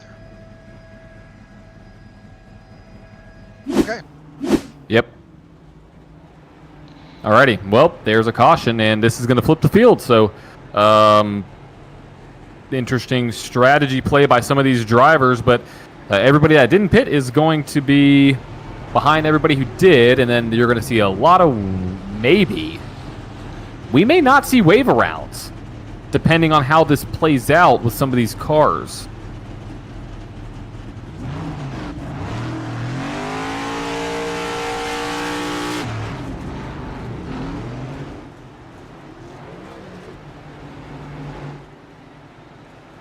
So that gets Charles Van Scoik, Sammy Harrell, Mark Hanna, Sean Shipman, Marco Berube, Christoph Hall, and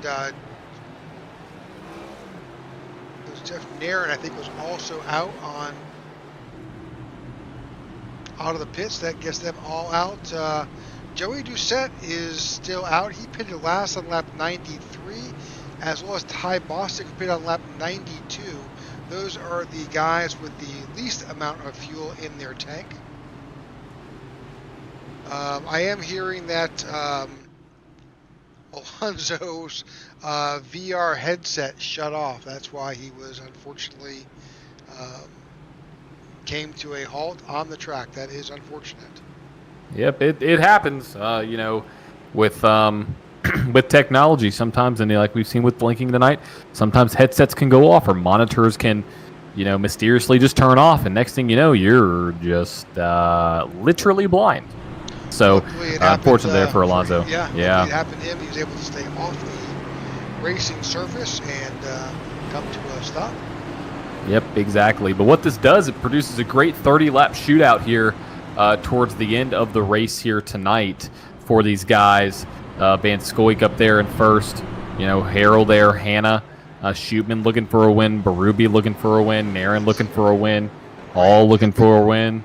Back out, Joey Doucette, who was down. So now everybody who needed to pit, I believe, have pitted. There are a number of guys who pitted last on lap 112. I am not sure they can go the distance, but we shall see. It's going to be close. And you have a lot of guys who are going to be getting a wave around, I believe, as well. So this is going to put everybody in a very interesting position for the rest of the race. I mean, Doucette back up there. He needs everybody in the top 10 outside of Barletta needs a win. So this is going to pose for a very, very, very exciting race. Look at Jeff Nairn there, NB2 driver leading out front at Daytona early in the season, having a great run, ran strong in the All-Star race last week. He needs a win. Christoph Hall needs a win. Sean Shootman, started in second today. He needs a win. Van Scoik up 5 needs a win.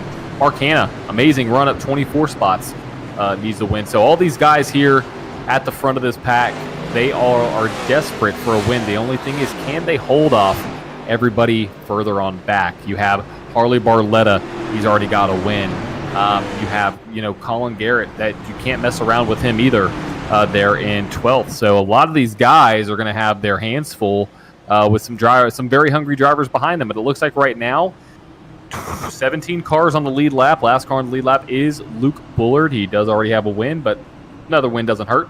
And it looks like the caution has been extended by 1 lap. So we are going to be going to green, going on 132 to 133, I believe. If this is correct, that is correct. So the race control has extended this caution one more lap to clear up the field to make sure everybody catches up. All right. Yeah, looking back at bring up the track map.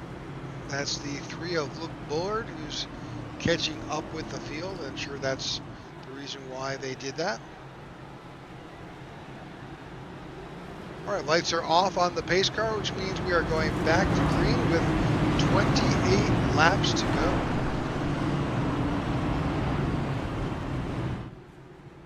.28 to go, and it's anybody's race. Out here at front, Van Scoik is in a great position to get his first win of the season. Trying to battle his way into the points. Sammy Harrell as well. Mark Hanna, same situation. Sean Schubin, Berube, Naren, Hall, Doucette, Vaughn. All these guys. Yeah, pretty much the top 10, nearly top 9, are all seeking a win. And don't count out Joe Gregory in the 56, up 23 spots. He's been making his way up methodically through the race. We'll see what he's able to do on this medium run, I'd say. It's a Mark longer Hanna, run. Up 24, sitting in third. Yeah, he's right there chomping at the bit. He wants to get a win for that team to push his way into the playoffs. Pace car is off, coming to 27 laps to go. Van Scoik, the control car. You got the goats out front, and we're green. Green flag racing back here at Kansas. Good bit of synchronized start on that amongst the goat guys for sure. Going down nose to tail, Charles Van Scoik and Sammy Harrell. Good move, good teammate work there.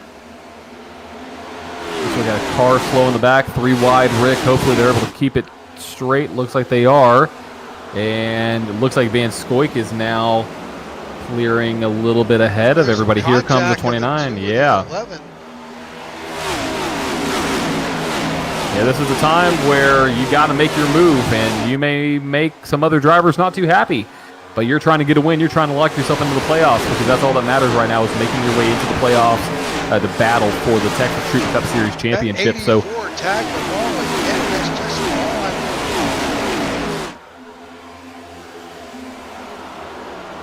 I mean, if it works, if it's working for him and it's not causing any damage or causing his motor to be damaged anyway. I'm just not sure you can chastain this track. Yeah, I agree. I mean, maybe off a turn 4 in some weird way you may be able to, but I don't think you can here at Kansas. Sure, there's Lincoln down there, but I think that's David Watts. I believe it is right in front of the 84 machine. That is for technically the 8th spot, but those guys are not battling for position. The 91, the 81 definitely is there, but that David Watts bright neon green yellow car is not battling for position. So we'll see if the 84 can get by them. Neither is the 91 as they go into turn 1. This is Joe Gregory. He's dropped back to 17th position. Farther back, there's a lot of action happening here. It's the 7 of Zach Ward. A lot of these guys, as part of that pit stop, they went back and farther back. I think what you're looking at. Side-by-side action, 3 wide, the 91 of Previtz. 11. Oh, goodness. We should just watch this and see what happened. Oh, he crowded him. Oh, 3 wide again, 84. 2's in the middle. 2's going to slide up. 2's going to slide up. Oh, that was close. Oh, man. There's a lot of contact back here. Yeah, I mean, this is the battle for 10th. I mean, this is basically the separation between the 2 packs. Once you get past this, it's somewhat a little bit more calm towards the middle and towards the front. But back here, it is a wasp nest of cars. There's the 84 wrap at the top. Look at those 3 cars, the 69, the 84, and I believe that is the 81. No, that's the 11. That's the 81, yep. So oh, bump! 11 drivers. Yep, a little bump there. I believe that was the 2 machine getting to the back of the 81 there. It was Kane Vandermark tapped the back of the 81 by 11. Sending him up. Contact. I think a little bit of payback there. 81. We'll hold on to it. Yeah, we're gonna get a little bit of a little bit of action here, I believe, between those two cars. We'll see as they go down into turn 2. Where are you at again? Uh-oh. Oh, there was a bump in the back by the 2 to the 11. There's a lot of... We're on it. We're watching the action. Big run by the 3 up the outside. And the 2 is going to get, I think, swallowed up. I think William Mann Jr. is going to try to possibly make a run here going into turn 1. Caution. Gregory may have spun. We're going to stay a little bit focused on this as these guys break and come down speed just in case. I don't know. Could there be something? Maybe. I don't know. We're just watching just in case. Yeah, we're just scanning the field, you know. Yeah. Just like we do. That was some exciting racing out of those guys, though. You know, at this point of the race, it's all take, no give. Do we have another car stop on the track? Looks like the 56 of Joe Gregory completely, I'm not sure why he wound up. I mean, it looks like something happened. I mean, he just kind of made his way. Okay, we'll let this run at full speed. That's Evan Amick. Oh, hard hit. Toe link broken. You can see the sparks there. Right front toe link. Probably has no steering in that car. Can't turn. And when he does try, it just doesn't go anywhere. Yep, that's a lot of wreckage. All right, I'm surprised it brought out a caution. Look who's on pit road. Coming in for tires. You have Van Scoik, Harrell, Hall, Naren, Garrett, Vaughn, Doucette, Van Mark, Mann, Barletta, and Woodrum. I believe all making their way down pit road. With 19 laps to go. Now that's interesting. That puts Mark Hanna, Sean Schubin, Marco Ruby, and Luke Bullard up there right now. 1, 2, 3, 4. All those guys pitted last on lap 128. They can make it. They can, and this is going to be a very interesting battle. Depending on where these individuals come out on the pitch strategy, which looks like they're going to come out in 6th. That is a very, very smart decision by all those guys. With Hanna, Shootman, Berube, Bullard, and Harrell not coming down pit road, or Harrell maybe did come down pit road. I take that back. Yeah, but it puts the top 4 as sitting ducks, right? It's a tough call because it's almost like you don't want to lose that track position, you know. But also on the flip side of that is if we go caution free, they're they're sitting ducks. If we don't, we're fine. But if they if there's any green flag action at all, you're going to get swallowed up in about 2 to 3 laps from everybody who did come down pit road. So pay attention to around 5th place as this race starts to develop. You see a lot of cars fanning down to the bottom side of the track, but this is going to be a very interesting race as we go forward here for the next 18 laps. Who's going to be able to make their way back up to the front? All right. It will be 16 laps to go when this goes back to green.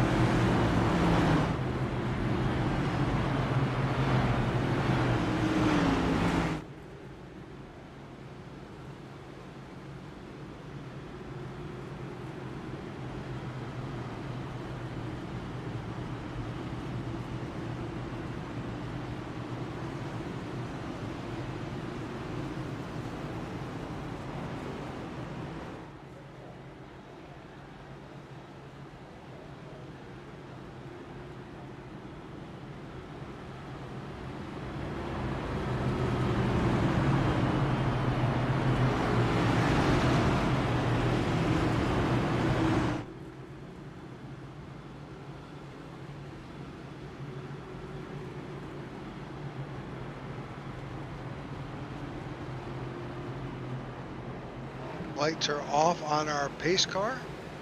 Mark Hanna will be our control car. You'll have Sean Shootman, who's made his way all the way back up. Sean did start on the pole. He is now going to be on the outside. Marco Berube will be back there in third. Luke Bullard in fourth. And then the pack of all these guys who strategically timed their stop.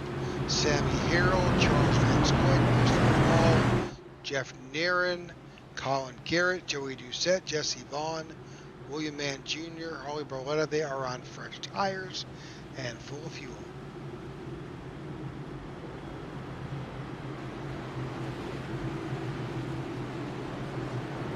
All right, there'll be 16 to go at the stripe. We thank you for tuning in to the IWM Broadcast Network here at the Kansas Speedway for the Jayhawk 240, brought to you by Tech4Troops. Lights are off. This race is in Mark Hanna's hands. On the restart, the race car has dropped off. Alrighty, here we go. This will be some of the most exciting racing you'll see all race long. Green flag is out, and Mark Hanna is checking out from the field. Pay attention to those two purple cars, the 41 and the 42, as they have fresh tires going into turn one. You'll see purple all nose to tail, 3 cars in a row there. Getting together, that's teammates, and they are fully charged. Oh, wrecking in the back. Wrecking in the back. Yellow flag is out. That was Evan Amick, I think, involved. I think we had a car come up the track again. I cut out of my peripheral, but I Lonzo King, believe I David saw, Watts. yep, a lot of incidents going on here, unfortunately, for these guys on back. And this is what I was talking about. If you get caution laps, you're going to be in a pretty good spot if you didn't pit. So if they can stay out, and more cautions start to happen, you may see the 45 steal a win here. So let's watch on board now, looking at the 77. Again, that high to middle line, getting loose, getting into the 08 with nowhere to go. That's the 80 for as Alonzo well. King. Yep. Alonzo King, Ryan Pittman involved. He spins down. Unfortunately, that collects the 6. Number of drivers involved towards the tail end of the field. That's just nowhere to go. That's just nowhere to go. All right, that is our 14th caution of the night. We're going to take a quick commercial break. We will run this side by side. You won't miss any of this caution. We'll see who does pit or who doesn't. When veterans get out of the military, a lot of them don't know how to translate their skill sets into the civilian world, and they lapse into poverty or into homelessness. But it can be easier with the right support. At Tech4Troops, our mission is to empower veterans in need with computers and training to get back in the workforce. We want to be able to support our veterans across the nation. Hello, my name is Amanda, and I support Tech4Troops.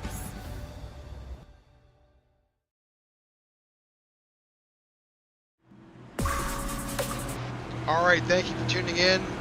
That will be our last commercial break. We'll be commercial free through the end, and then at the end, we'll have those top 3 drivers.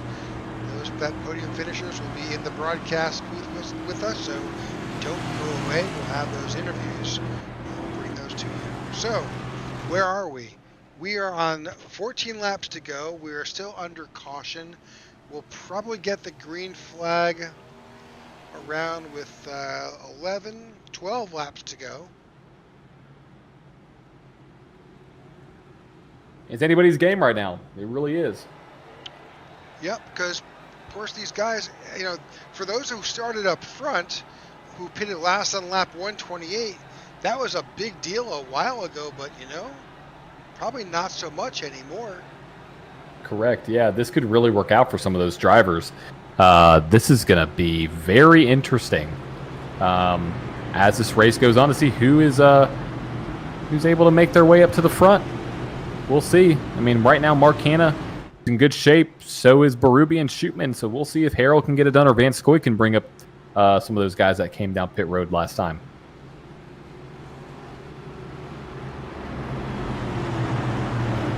We're still under caution. Lights are still on, which means next time by it'll go off, and then we'll go. So they'll have 11 laps. That'll be it.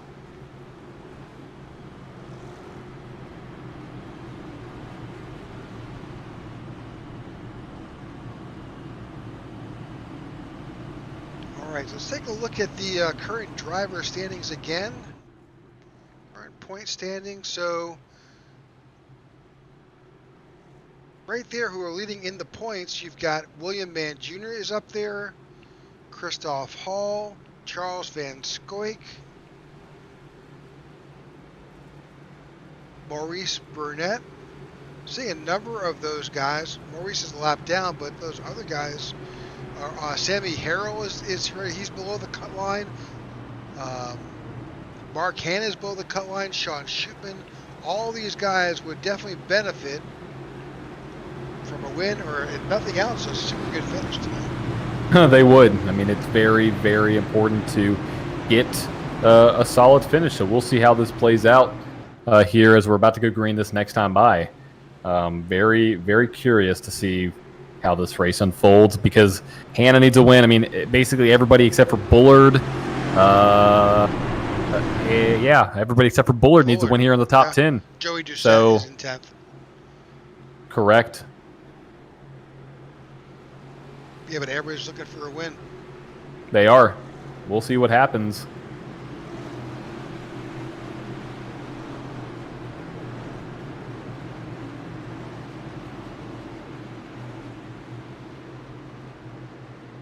All right, 12 laps to go, 11 at the stripe. We'll be back to green flag racing. Can we keep it together?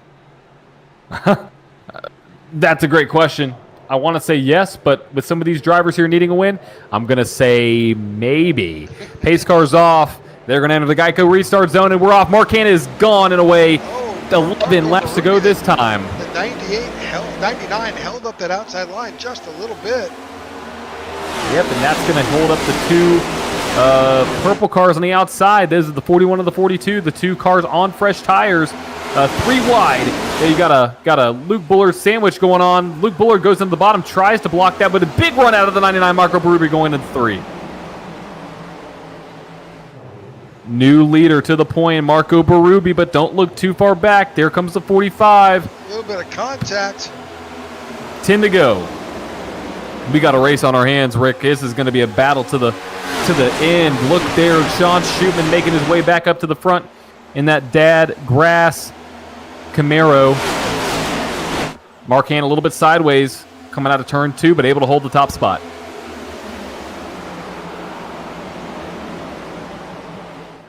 Can Mark Hanna hold on? Yeah, he's got that. He's running that lower line. He's back up to where he was running earlier, and was running well on that higher line. He's going to have the momentum going into 1. The 37 up in the high line. See if the 45 makes a block attempt. He does not. Here comes Sean Schutman back to the lead. Here at Kansas, 45 slides up, gets into the 37. Contact made.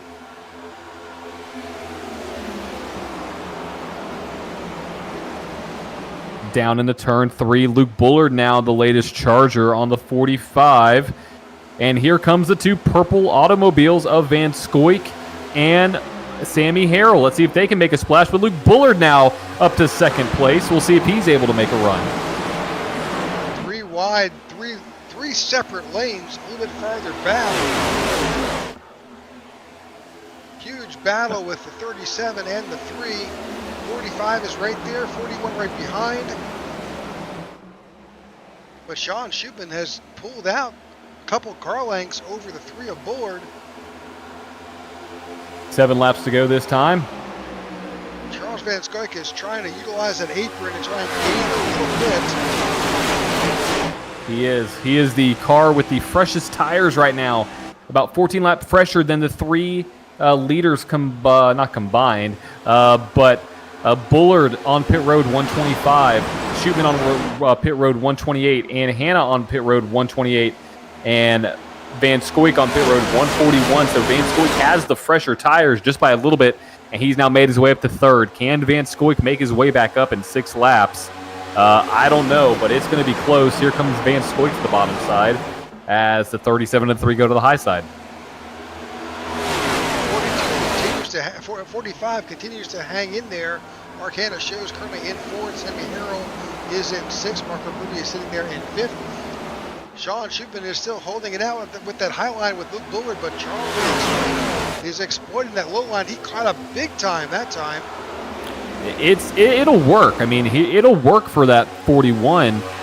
I just don't know how long. I mean, he's basically running qualifying laps right now, and he's like, I really don't care about my tires with 5 to go. I like it, but I think you may overheat the tires when you need them most at the tail end of this run. Coming to 4 laps to go. Here he goes. Is he going to go to the bottom side of the 3? He does. He's there. 41 is there. Crowds the 3 coming out of turn 4. Watch out, Sean. You got your friend over there on the 41 making his way back up. He's taking advantage of those fresh tires and running that lower line. That was close. That was close. He's got to get clear of this 3 car. It's just going to slow both of them down. And 41's going to slide up out of turn 4. The 3 disappears. Not sure where he is. He's back. That's got to be disconcerting. With 3 laps to go, you're in a side-by-side battle with the driver that is there and not there. Yep, 3 slipped up a little bit, but still going to battle the 41 side-by-side off the corner. 41 gets to the 3. Contact. That 41 is just like, get out of my way, Luke. You already got a win. I need to get mine. Coming to 2 laps to go. This is what Sean needs to see and wants to see. 41 slides up again. Doesn't give the 3 any room. 3 battles back. What a battle by Luke on that high side. 37 drops down to possibly put a block on the 41. Yep, 2 laps to go. Rick, I think this... It's going to be close. Yeah, the 41 does not like the 3. The 41 is like, get out of my way. But the 3 is like, no, sir, I'm going to try to battle myself for a win. Here comes the 41 again to the low side. Dives it in hard. Ricky's going to drift up a lot coming out of 4. It's going to be a lot. Oh, not quite there. White flag in the air. Sean Shootman at the lead. But don't count out Bullard and Van Scoy. Contact again. Oh, 3's gone. 3's back. Let's see, can the 41 clear him? He's not clear. He's not clear. He is clear. Oh, he blocked him. Come on, guys. Oh, big flip. Luke, we got cars up in the air. Big wreck out of the back. Big wreck out of the back. Jesse Vaughn, but not to discount, Sean Shootman drives away and wins the Jayhawk 240.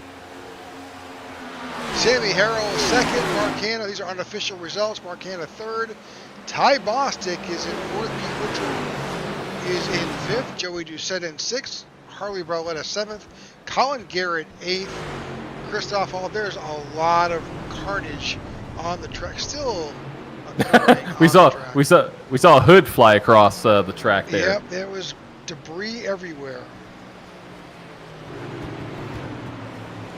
Well, Rick, we fireworks going off for Sean Shootman. Brings home the win here tonight. He definitely needed that win for sure. He locks himself into the playoffs at Kansas Speedway in the Jayhawk 240. What a win by Sean. Started on pole. We have the results. Got the win. Let's do it. Let's go through it. Rick, bring those results up here for the Tech4Troops Jayhawk 240. Sean Shootman out front here, winning tonight with Sammy Harrell in second. Mark Hanna, what a run by him in third. That's exactly what he needed. Ty Bostic in fourth. Pete Woodrum finishes in fifth. A top 5 for Pete is a big jump up here in the points. Joey Doucette in sixth. Harley Barletta in seventh. Christoph Hall in eighth. Jeff Nairn in ninth. Kane Van Mark in 10th, and it looks like Van Scoyk, Rick, go to Christoph Hall and Van Scoyk right now. This is shades of the Cars movie. He was getting pushed across by his teammate there. So Van Scoyk does finish the race way in the back, but Van Mark in 10th, Brad Previn in 11th, Jesse Vaughn in 12th, Marco Berube in 13th, Luke Bullard, unfortunately, in 14th, Charles Van Scoyk in 15th, Zach Ward in 16th, Slatker and Garrett right out the top 18. All right, finishing in 19th will be William Mann Jr., John Ledger in 20th, Maurice Burnett in 21st, Evan Amick 22nd, Ryan Pittman 23rd, Joe Gregory 24th, Philip Vandertwerk I guess that's pronouncing that correctly, is in 25th. David Clayman 26th. David Watts in 27th. Austin Habel in 28th. And David Miller finishes in 29th. I'm sorry, in 30th. Russell Keats. Go ahead. Yep. Finish it up. I would say Russell Keats in 31st, Chris Worrell in 32nd, Peebles in 33rd, Ogden Allen, Murgard, and McComas round out 34th through 37th. So, Rick, wow, what an exciting race here tonight at Kansas. Do we have our top three? We definitely have Mark Hanna. Let's go ahead and bring Mark Hanna into the broadcast booth. I know our winner is there also, but we'll get Mark in first. Mark, congratulations on that P3 finish. Mark, can you hear us? Well, Mark's here, but maybe his mic is not on. So, I'm here. Hey, Mark, congratulations. Well, thank you, guys. Great finish. Right up front there, we were seeing you battle there pretty tightly for a while. Yeah, I wish I could have got some tires. It would have made I couldn't race those guys. They had fresh rubber. So I was doing my best. I said, well, I'm going to get a top 5. I was settled with a top 5, and then the wreck happened in front of me, and I just kept digging. So, man, I am so excited. Thank you guys for the broadcast. And, yeah, we did a top 3. This is my first top 3 ever. So, well, congratulations. It was good to call your name and call out your success here. How was the car set? Was it a little loose out of 2? It is. You just had to throttle manage. If you could throttle manage coming out of the turns, you were doing fine, and you could pull away from people, especially on fresher tires. If it was a long green flag run, which we really didn't have that opportunity, apologize. A lot of cautions this race, but that long run, you could throttle manage and really get that run off the top groove. All right. Any shout outs you'd like to make tonight? I want to thank my lovely wife. She is battling MS, and this one's for her. Hopefully I'll get a win before the season's out, but that's for her. I want to thank all the guys at Dark Tempest Racing, Alonzo, David, the other David, Mick, who is our spotter. Alonzo spotted me for the last 3 or 4 laps, and just shout out to all the guys. And what a great race with these guys, Sean and Sammy and everybody with the group. I really appreciate it. And shout out to Tech4Troops for putting this league on. They're doing a great job. And then, of course, IWM, iRacing Lawyers. Got it. All right. That's your P3 finish. Mark Hanna. Mark, you're welcome to hang out. We're going to bring in your second place finisher, Sammy Harrell. Sammy, welcome to the broadcast booth. Congratulations on your P2 finish. Thank you, fellas. Pretty some wild racing out there tonight for sure. To say the least. Yeah. What'd you see? You know, you had a bright, a good picture of what happened between the 41 and the 3 there, hard battling. What was your expectation towards the ending laps there towards the end? Well, to be honest, we didn't want another caution. We wanted to go green throughout the last pit stop, but you just knew everybody was going to get aggressive with 15 laps to go. And I just think the blinking was the main culprit there, but just hard racing.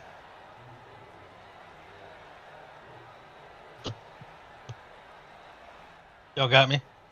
Yep, absolutely. Sorry, I was responding to, there's a lot of comments out there right now in the chat, especially about what happened between the 3 and the 41. So, yeah, it's a shame. It happens. We hate it, but it's unfortunate. There was some definitely some tight racing happening in front of you between the 3 and the 41. Absolutely. I just wish there was about 5 more laps left, and we probably would have took this thing home. Absolutely. I mean, you and Van Scoik. I mean, what a showing from your team tonight. I think it's a big momentum booster. Unfortunately, he was not able to finish up there close to where he was running all race, but still great momentum going forward. What does this do for the team, knowing that you can battle, Bullard and Shootman and Bostic and, the Doucettes out there? I mean, it gives us a lot of confidence, and we work hard. I mean, Charles come on board on sponsoring the team with his diecast. Y'all need to go check it out, Goat Racing. And we got a lot of confidence, and we got a good team. Maurice and Christoph, we all get better by each other. And, of course, racing great racers. Absolutely. Well, I also want to welcome Sean Shootman to the broadcast booth. Sean, congratulations on your win. Thank you very much. It's all a blur there at the end. Yeah. Yeah, I drove pretty hard there. Had an incident there, like coming to a caution, and I had to go into the pits. I could be wrong. Who else won it from the pole? Do we know? Oh, I'm not sure. Has anybody won it from the pole this season? I don't think so. I don't know. I think it may be a first. So, Sean, there you go. There you go, boss. That's a accolade in of itself. But you were out front a lot of this race, and you were at the right place at the right time and able to pace yourself in front of these guys. I'm curious, talking with some of the other drivers and seeing some of the loose conditions out there, how did you feel the car acted in traffic? We saw a lot of loose conditions. Did you feel the same way about your car? It was a little bit loose? Yeah, so every restart, I every time I went into turn one, like it was either one time loose for me or another time it was super tight. I think a lot of that too is I need to figure out how to drive that properly also. So, but it did kind of seem like it would fire off a little loose for me. All right, any shout outs tonight? Oh, I just want to thank my buddy Justin DeYoung for my paint scheme, helping me look fresh tonight. Glad to see that could get into victory lane. Like to thank IWM and Tech4Troops and this whole league. It's a lot of fun. Well, we appreciate it. We did notice the fresh skin on your car. That was pretty awesome. So, again, congratulations. This is definitely what you needed to vault yourself up into the playoffs going into the second half of the race season here. Right on, yeah. Oh, I want to thank my team members too, Tyler Peebles and Ryan Pittman, for just helping me along with all this and helping me get better. You got it. All right, folks, there's your winner of tonight's Tech4Troops Jayhawk 240 here at Kansas Speedway. We're looking forward to where are we next, John? Where's the... Yeah, absolutely. So next week, we are heading to the very fun a track that I like to go to if I'm able to pull up the calendar and not stall here for a second while I bring up the schedule. Dover. Actually, I do love Dover quite a bit. So we're going to head to the very short, semi-short track of Dover for a 240-lap event 1 week from today. Yep, the Monster Mile, and it is a monster for sure. Watch out. I have some early picks that I'm not going to tell right now, but I think you may see a repeat winner this season at Dover. But pay attention to this next week as the IWM Broadcast Network and the Tech4Troops Cup Series heads to Dover for a 240-lap showdown. All right, folks. Thanks so much for tuning in. We appreciate you liking and following along with the IWM Broadcast team. Again, thank you, and we'll see you next week. All right, good night. Good night, guys.